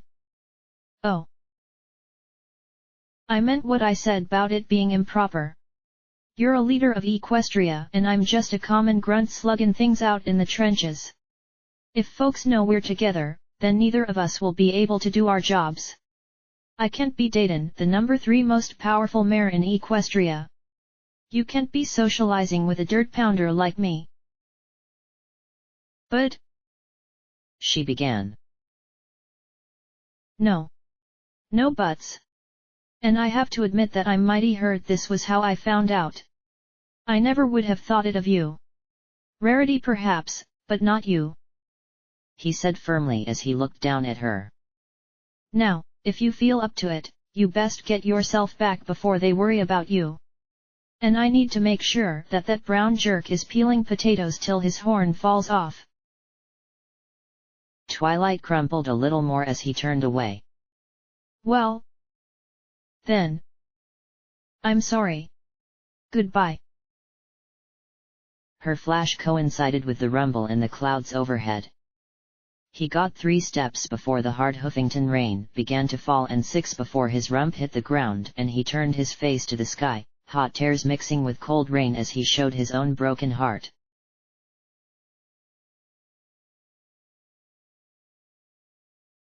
The memory orb ended with me once more in darkness. I stared into eternity as I listened to the gurgle of water around the ship and felt the steady rolling. I let the orb rest on my chest. I could see Big Macintosh in that rain, feeling his heart ripped out as he tried his best to keep up his stoic and calm demeanor. He had said what he had to drive her away and protect her, I was sure of it. Suffering for the one you love, because caring hurt no matter how you sliced it. But then, so did bullets. The gunfire outside was sharp and light. Low-power carbines and varmint hunting rifles, but there were a couple of them. I heard the pop of a hunting rifle and the boom of a familiar heavy automatic pistol. The rifle fire increased. We were under attack, and I couldn't do anything. Scotch? I called out as I rolled out of the cot. I didn't have a gun, barding, or any equipment. My legs folded beneath me, and it was all I could do to crawl forward. Whichever direction that was. Scotch? Where are you? Some pony yelled in agony up on deck, and the hunting rifle went silent. And then I heard the panicked breaths of Scotch Tape staggering in along with the sounds of some pony dragging their hooves in the door before collapsing hard to the deck. No. No. Mr. Tarboots. Scotch? Scotch, what's happening? I asked as I felt around. Then I felt the hot blood rapidly cooling on the wooden deck. The others are late. And there's ponies. Like 4 or 5 ponies. They shot oil can and now Tarboots. He's got a hole in his head. And from the sound of the hooves on deck, they were coming right here. Oh. They're coming. They're coming. Her terror ratcheted her voice higher and higher. Okay. Scotch. I want you to give me my pistol and point my head towards the hatch. Then I want you to find the hatch to the bilge. Get down there and no matter what you do, don't make a sound. Do you understand? She panted, and I smacked her. Understand? Why? Yes. But what about? Don't worry about me. I've had ships fall on me. What are they going to do? But you need to hide. You need to stay quiet, no matter what. Can you do that? They were almost to the hatch. Why, yes. She replied. I felt the mouth grip on my lips and bit down. Then she turned my head. There. That's the door. I patted her once and pushed her away, then sent a bullet towards the hatch as I sat there, a lump of flesh who could barely move. There was cursing and shouting and bullets were fired in towards me. I couldn't risk moving. With the creaking sounds the boat made in the river, I couldn't tell if it was them coming or not. I just used my best guess, firing single shots with enough space for Scotch to get herself hidden. I managed about 2 minutes before the gun fired on an empty chamber and I sighed and spat the gun out. A moment later, I heard a buck say, "She's out." Yup. I'm out, genius. I just kept sitting there, what else could I do? Afternoon. If you've come to steal the ship, well, I'm afraid the captain won't like that much.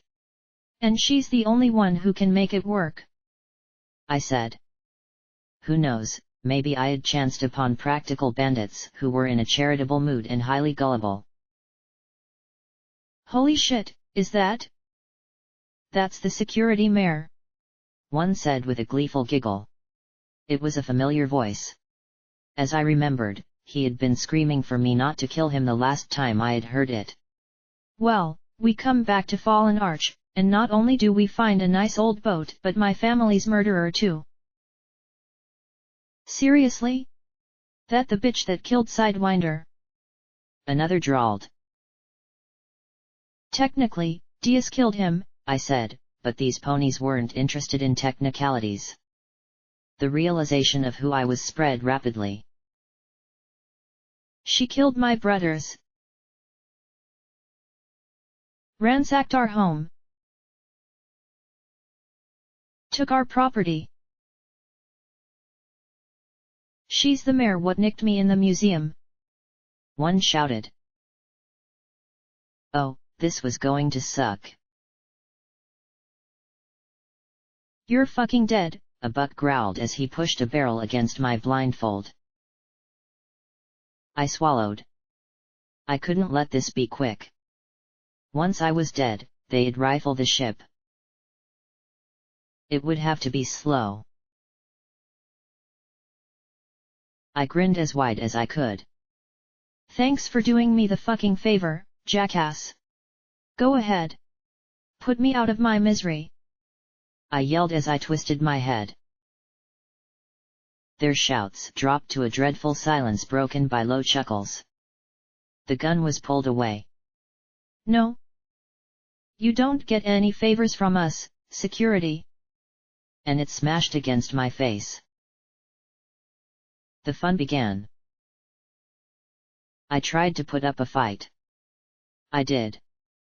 My legs might have been useless, but I could still swing them around, and my mouth worked just fine. They grabbed my flopping legs and hauled me face down over a crate. Let's stop her flopping around once and for all. One cheered, and the others laughed as they pinned down my leg. Then I felt a sharp stab. Pin her down, nails. Wait. What? I didn't scream. Not at the spike of pain that went up my foreleg as the hammer struck the head again and again. Nor did I scream at the second, higher up. No, it wasn't until the third one, just below where my elbow had been, that I cried out, to their laughter. I called them every variant of fuckers I could as my other foreleg was nailed to the floor too. No matter how I tugged, they weren't coming free. Not without leaving my legs behind. My rear legs were hauled apart, and 1, 2, 3. They were nailed to the floor as well. I squirmed and jerked, I couldn't help it. Every move hurt, which kept me moving. How's it feel, cunt? You took everything from me. That was the one from Fallen Arch. I was getting better at picking out their voices. I was barely able to spit out, I left you your life. Yeah. Well, let me pay you back for the favor, he replied. Then my tail was lifted and I felt a tongue. I couldn't help myself, I started to shake. I knew what was coming. I knew damned well. Hell, I was inviting it. Any indignity, pain, or humiliation. Just keep focused on me. It didn't hurt like the nails. Those had hurt more, certainly. No, as it was pushed into me, I cried out. Much to their delight.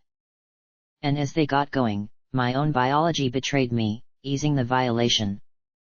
I hated it, but so long as I didn't hear Scotch cry out as well, I could endure.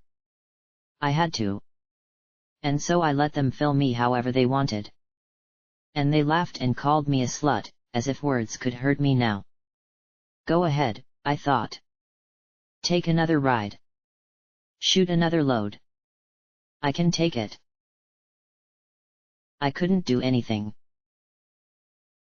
But I could take it. Again. And again. and again. But eventually, even violation gets boring. And then a buck said from nearby, "Finish her up. I'm going to see if there's anything else worthwhile in here." "The fuck you are." I bit hard on what was trying to choke me, making him cry and pull out. Then I jabbed my horn into the side of the one who had just spoken. I blew out his guts all over me with a magic bullet. Fun time was over. "Cunt. Bitch. Whore." Pretty unoriginal, but they were upset as they stomped me. I fired again and again until one of them got a hoof around my neck. I struggled. "Do it.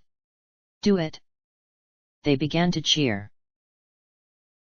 I felt a sharp metal edge press against the base of my horn. One blow of the hammer and I screamed like I never had before. 2 blows and I felt blood trickle down my face. With the third, there was a resounding crack, and I felt a snap within my head like a rubber band breaking. And I wailed like a foal. The pain of the nails was nothing. Nothing at all. Compared to this. An integral part of myself had been torn away. Finally, I went limp, my body glazed in at least 3 kinds of bodily fluid as I lay there over the crate. "Enough. Fucking end this bitch." My face must have been masked in blood. Wherever Rose's was. I apologized to her. "Come on. I can take a little more," I whispered hoarsely, spitting out more than just saliva as I lay there. "Just a little longer. Just a little more. A little more." Then I felt a sharp and strangely cold pain erupt in my side. Everything seemed to be oozing out of me. What, didn't I have enough holes? "She's done. Now toss the ship." "Toss this, motherfuckers," P-21 said. Then there was a dull thud and the most curious sensation. I couldn't move at all. "Stun grenade, courtesy of the sand dogs." Every bit of me was limp and growing colder and colder. "No. No, no, no," he muttered softly before he summarized my state nicely with a tell, "Oh, shit. Lakunai. Lakunai, get in here now. She's been stabbed." A little more. I just had to hang on a little more. There was a faint pop and a presence beside me. "Oh. Blackjack," was all she said, and her horn touched my side. The warmth of her healing brought home the pain, but the pain reminded me I was alive. It let me hang in there. "You fuckers. You beasts. You touched her. I'm going to cut off every piece of you that you put inside her. I'm going to nail your fucking legs to a rock and see how well you can swim, you motherfuckers."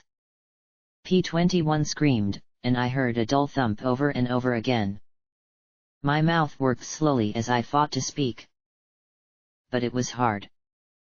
I was so tired. So sore. "Shh. Lay still," Lakunai stammered in my mind. I will try and find your horn. Perhaps it can be reattached." "Don't," I rasped softly. I felt her ear on my lips. Don't worry. We won't let them get away with this." Lakunai swore. "No." I coughed softly. "Don't kill them." Lakunai didn't move an inch as P-21 continued to rave and stomp my prone attackers. "I don't understand." "Let them go," I said softly. Lakunai was so startled she spoke aloud. Let them go. P21 finished his stomping. Let them what? I concentrated on breathing, it was all I could do. My attackers simply groaned. Killing them won't make things better. Blackjack. Look at you. Look at what they did. I know. But I forgive them. I rasped softly. I hurt them too. I understand now. They aren't worth your forgiveness. P21 erupted. They're raping, murdering meat. They're scum. They're filth. They need to be wiped out. They need to be killed as slowly as they hurt you. How can you spare them? They killed Tar Boots. They almost killed Oilcan. They were going to kill you. And Scotch. He paused. Where is she? He asked in a rush. I coughed. Safe. Below. Don't let her see. Still a kid. No matter what she says. I said with each heavy breath. P21. I'm dying. Please. Let them go. For me. Why? One of my attackers rasped. He's right. We are scum. And I don't want to die. But why? A yellow pony once said, do better. And I don't want my friends to kill. I breathed slowly a moment. If you're dead, you can't do better. You're crazy. Another of my attackers murmured. How do you know we won't just do this again? I don't. I admitted. I could hear P21 grinding his teeth in frustration. Just do better. Please. Just do better. I begged. I couldn't give back to them what I had taken.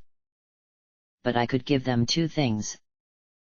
A second chance and my forgiveness. I was probably dead soon anyway. I heard the sound of Lakunai dragging them out. I will remove them, per your wishes. I saved 4 more. They might have been scum, completely and totally. They might have been better off dead, and maybe they would do this again. Maybe I had made a horrible mistake. But they at least had a chance to do better. After that there was the problem of removing my legs from the floor. With them gone, Lakunai tried prying the nails out, but they had been hammered deep and the feeling of them being withdrawn nearly stopped my heart. Oilcan was injured but would recover. Unfortunately, there was no recovering from a case of death. There was only one thing to do. Get some rope. And make sure that knife is sharp, I said quietly. 4 tourniquets and some sawing later and I was free. Lakunai set me in the bunk. My whole body wouldn't stop shaking. I thought that my heart would stop at any second as I shivered but couldn't seem to warm. I felt filthy, like some kind of biological discharge.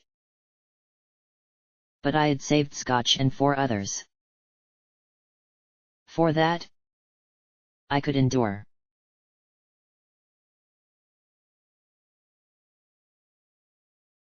Needless to say, when Glory arrived with the captain and Seabiscuit, the shit hit the fan again. There was a whole new round of what, I'm sorry, and Thrush telling me how stupid I was for sparing Tarbutz's killers.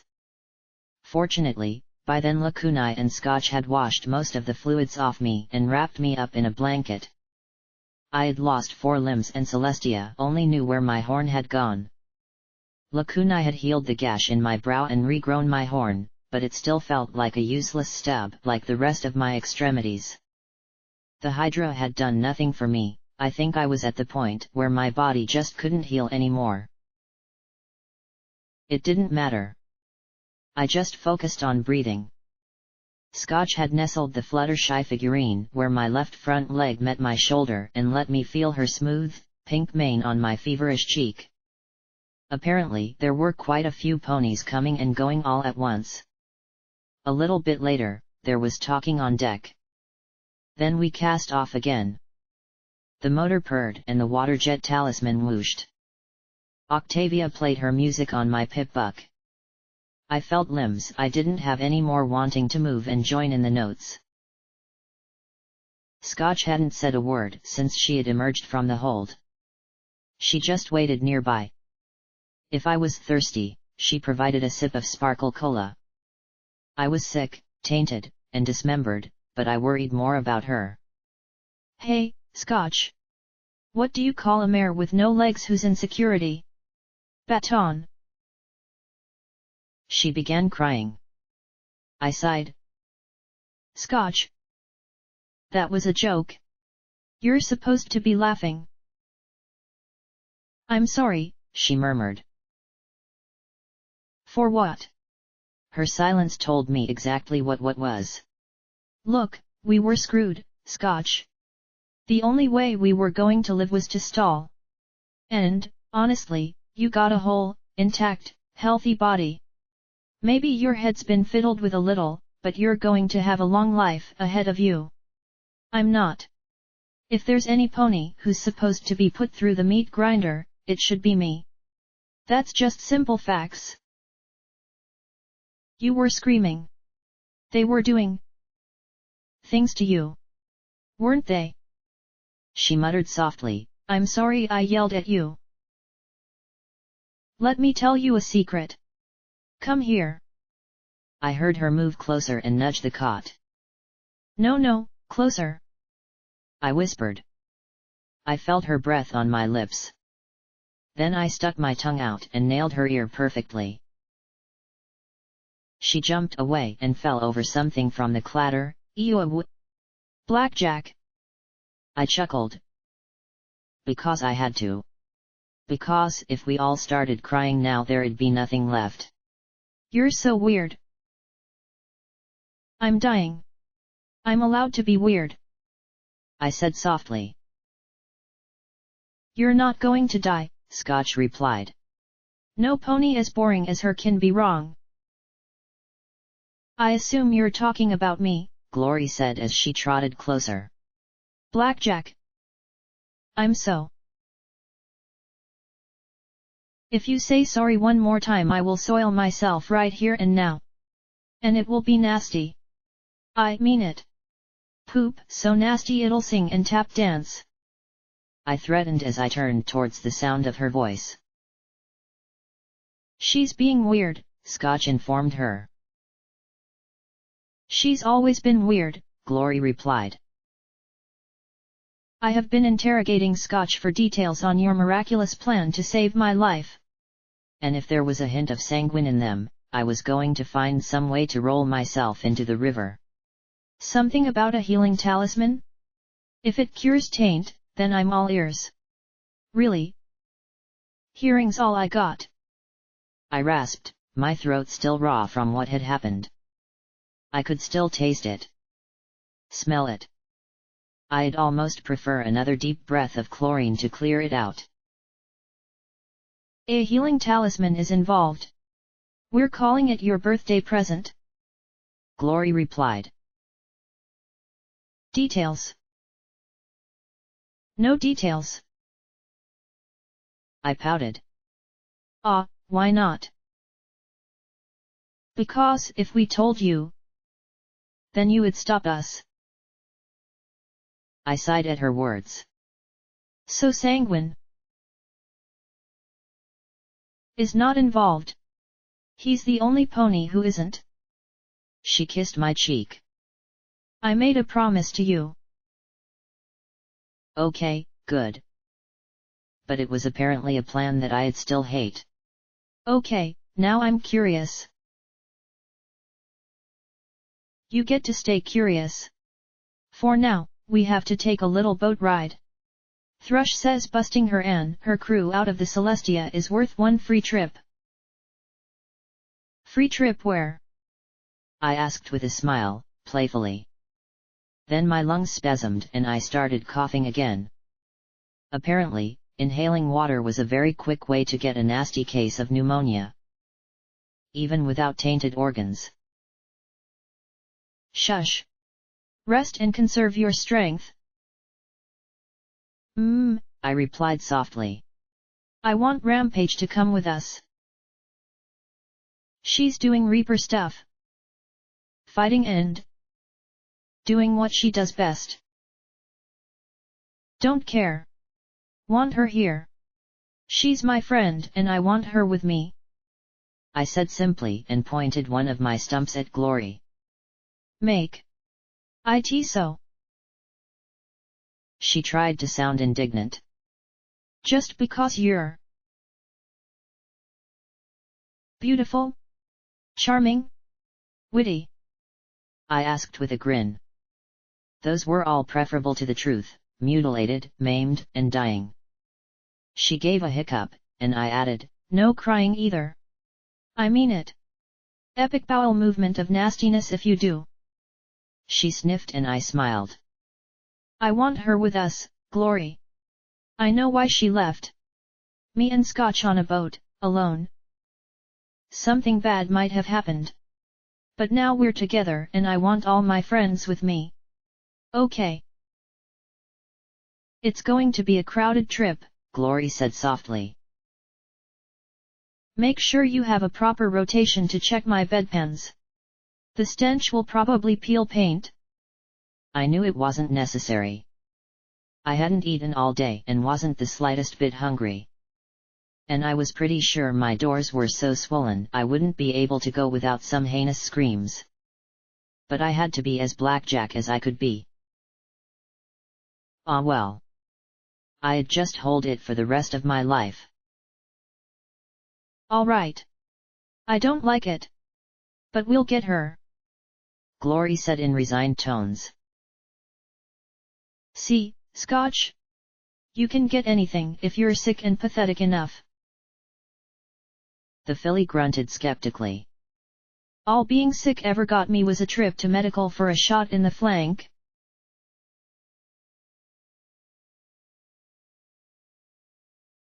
I slipped in and out of consciousness. I really didn't know if hours were passing or not. Aside from water and sparkle cola, I didn't drink anything. Glory tried to get me to eat some mashed up and roasted sugar apple bombs mixed with raw egg, but I was too sick for even her cooking. I knew there were ponies sharing the cabin with me, but I could never exactly tell who they were. Soon we had left the river and were bobbing up and down. Are we on the ocean? I asked no pony in particular. Yes, P21 said right at my side, and I jumped. Well, would have jumped. Spasmed, really. He chuckled softly. I thought that, when you couldn't see, your hearing got sharper. Yes, but you're still one quiet pony, I muttered. So? I'm not telling you anything about her plan, no matter how badly you shit yourself, Blackjack. I've seen the kind of mess you can really make, remember? He said with a soft chuckle. I don't think her plan is going to work. But it's her plan. Even if you'll hate it. He then put a hoof on my brow. How's the fever? Blarg. I muttered sourly. Why couldn't he be easier to manipulate? And the soreness?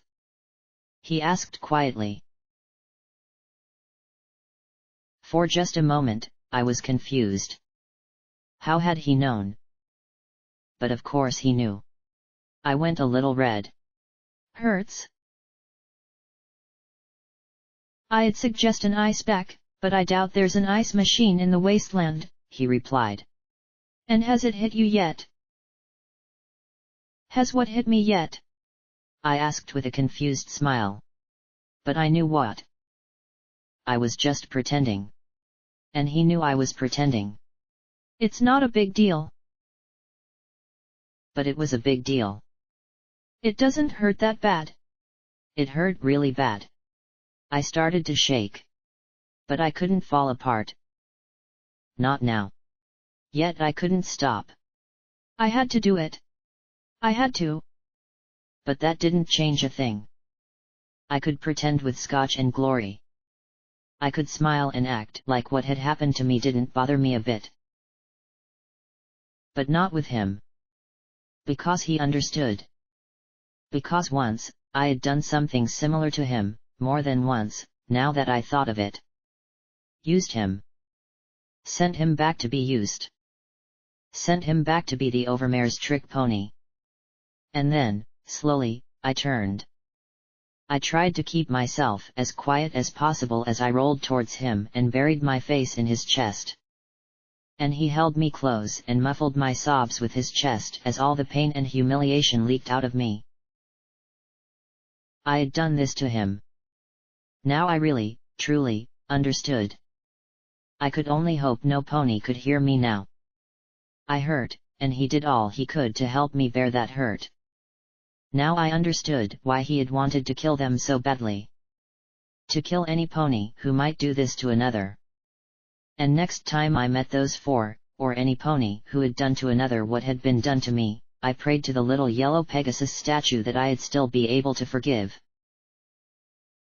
When I finally pulled myself together, I said with utter sincerity, "I'm sorry." And now, I really knew what I was apologizing for. And he knew it too. And I'm sorry for killing him. I was scared and I screwed up. I should have done more. I should have done better. Shh. He shushed as he stroked my mane. You know now. You really do. And so, I'm sorry. He sighed. Every time I see you and Scotch, I'm reminded of that place. Of feeling like meat. A thing. Being ashamed of my body reacting to the abuse. I shivered. Had I? I had. Goddesses, I had. He stroked my mane some more.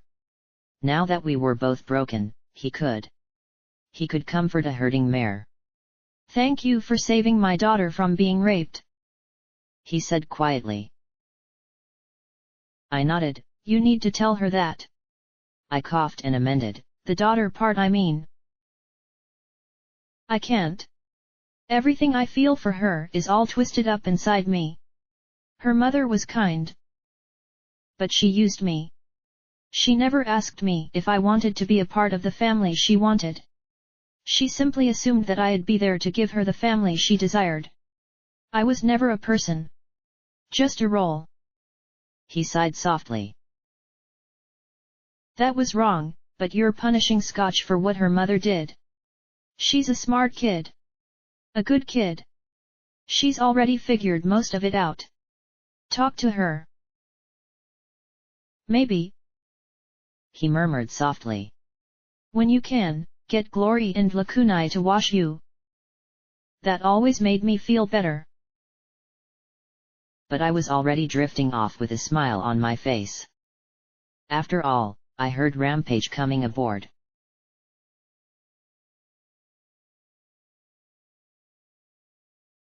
It was nice to sleep without dreams. It was what I imagined dying to be like.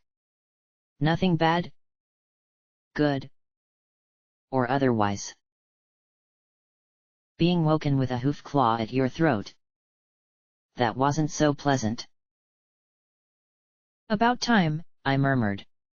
What was taking you so long? You were expecting me. The angel of death murmured in my ear. Expecting? You're late. I've half a mind to not let you kill me after all. Very presumptuous, she chuckled. What happened to you calling me a monster?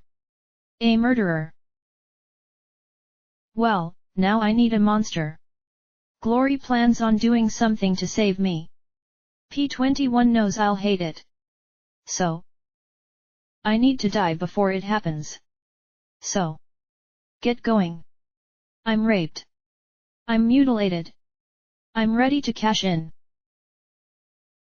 There was a silence, and then the hoof withdrew. No. You've got to be kidding me. No? What do you mean no? This is your thing. This is what you do. I give a gift to end suffering. You spurned that gift. She purred in my ear. Take your own damned life. Quietly, she left me lying there. I listened to the hum and coughed up a wad of something. Raw. Something bloody and dark. Well. Fuck.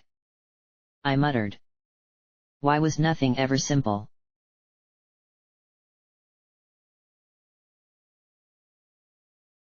I wasn't sure how long we had been traveling. Hours? Certainly, we should have reached the Fluttershy clinic by now. Glory and Lakunai lifted me up and floated me out onto the deck. I heard the waves and felt the wind. And as I floated there in Lakunai's magic, I felt something else. A warmth playing all up and down my body. What? What is that? What's what? Glory asked. I feel all warm, but not like it's from a fever, I said as Lakunai began to wash me with a sponge. I was swollen and sore like damn, but I had to admit that it felt better than lying in that cot. That's the sun, Thrush said. The sun? But we must have been far out at sea. Where are we going? I asked softly. Told you. Surprise. We should be there soon. Glory said. I was set down on a blanket. As I lay there, despite everything, I felt a little more peeved than usual at the enclave's cloud cover now that I felt the sun's warmth playing on my hide. I always took it for granted, Glory said softly as the engine hummed. I nuzzled up against her, and her wings slowly stretched over me, keeping me warm. I wasn't sure how much time passed like that, but gradually, things began to cool off. Then the talisman slowed and stopped. Need to give it a little while to warm up. Starting to form ice. Thrush explained. We lay there on the back of the ship as it rocked in the waves. I could hear my heart beating. Thump thump. Thump thump. Is it night? I asked softly. Glory murmured. Mm-mm. Thump thump. Thump thump. Can you see the stars? Oh yes. A lot of them. Thump. Thump thump. Thump. All of them, she replied. Are they beautiful? Yes. Thump. Thump. Thump. Thank you, Glory. For what, Blackjack? Trying. Thump. Thump. Blackjack. Thump. Sorry.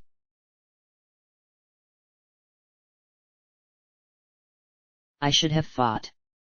I should have held on longer as she shook me and called my name. But I was so tired, and I could see the stars. They were calling to me. I let go. Relaxed. And died. / Game over.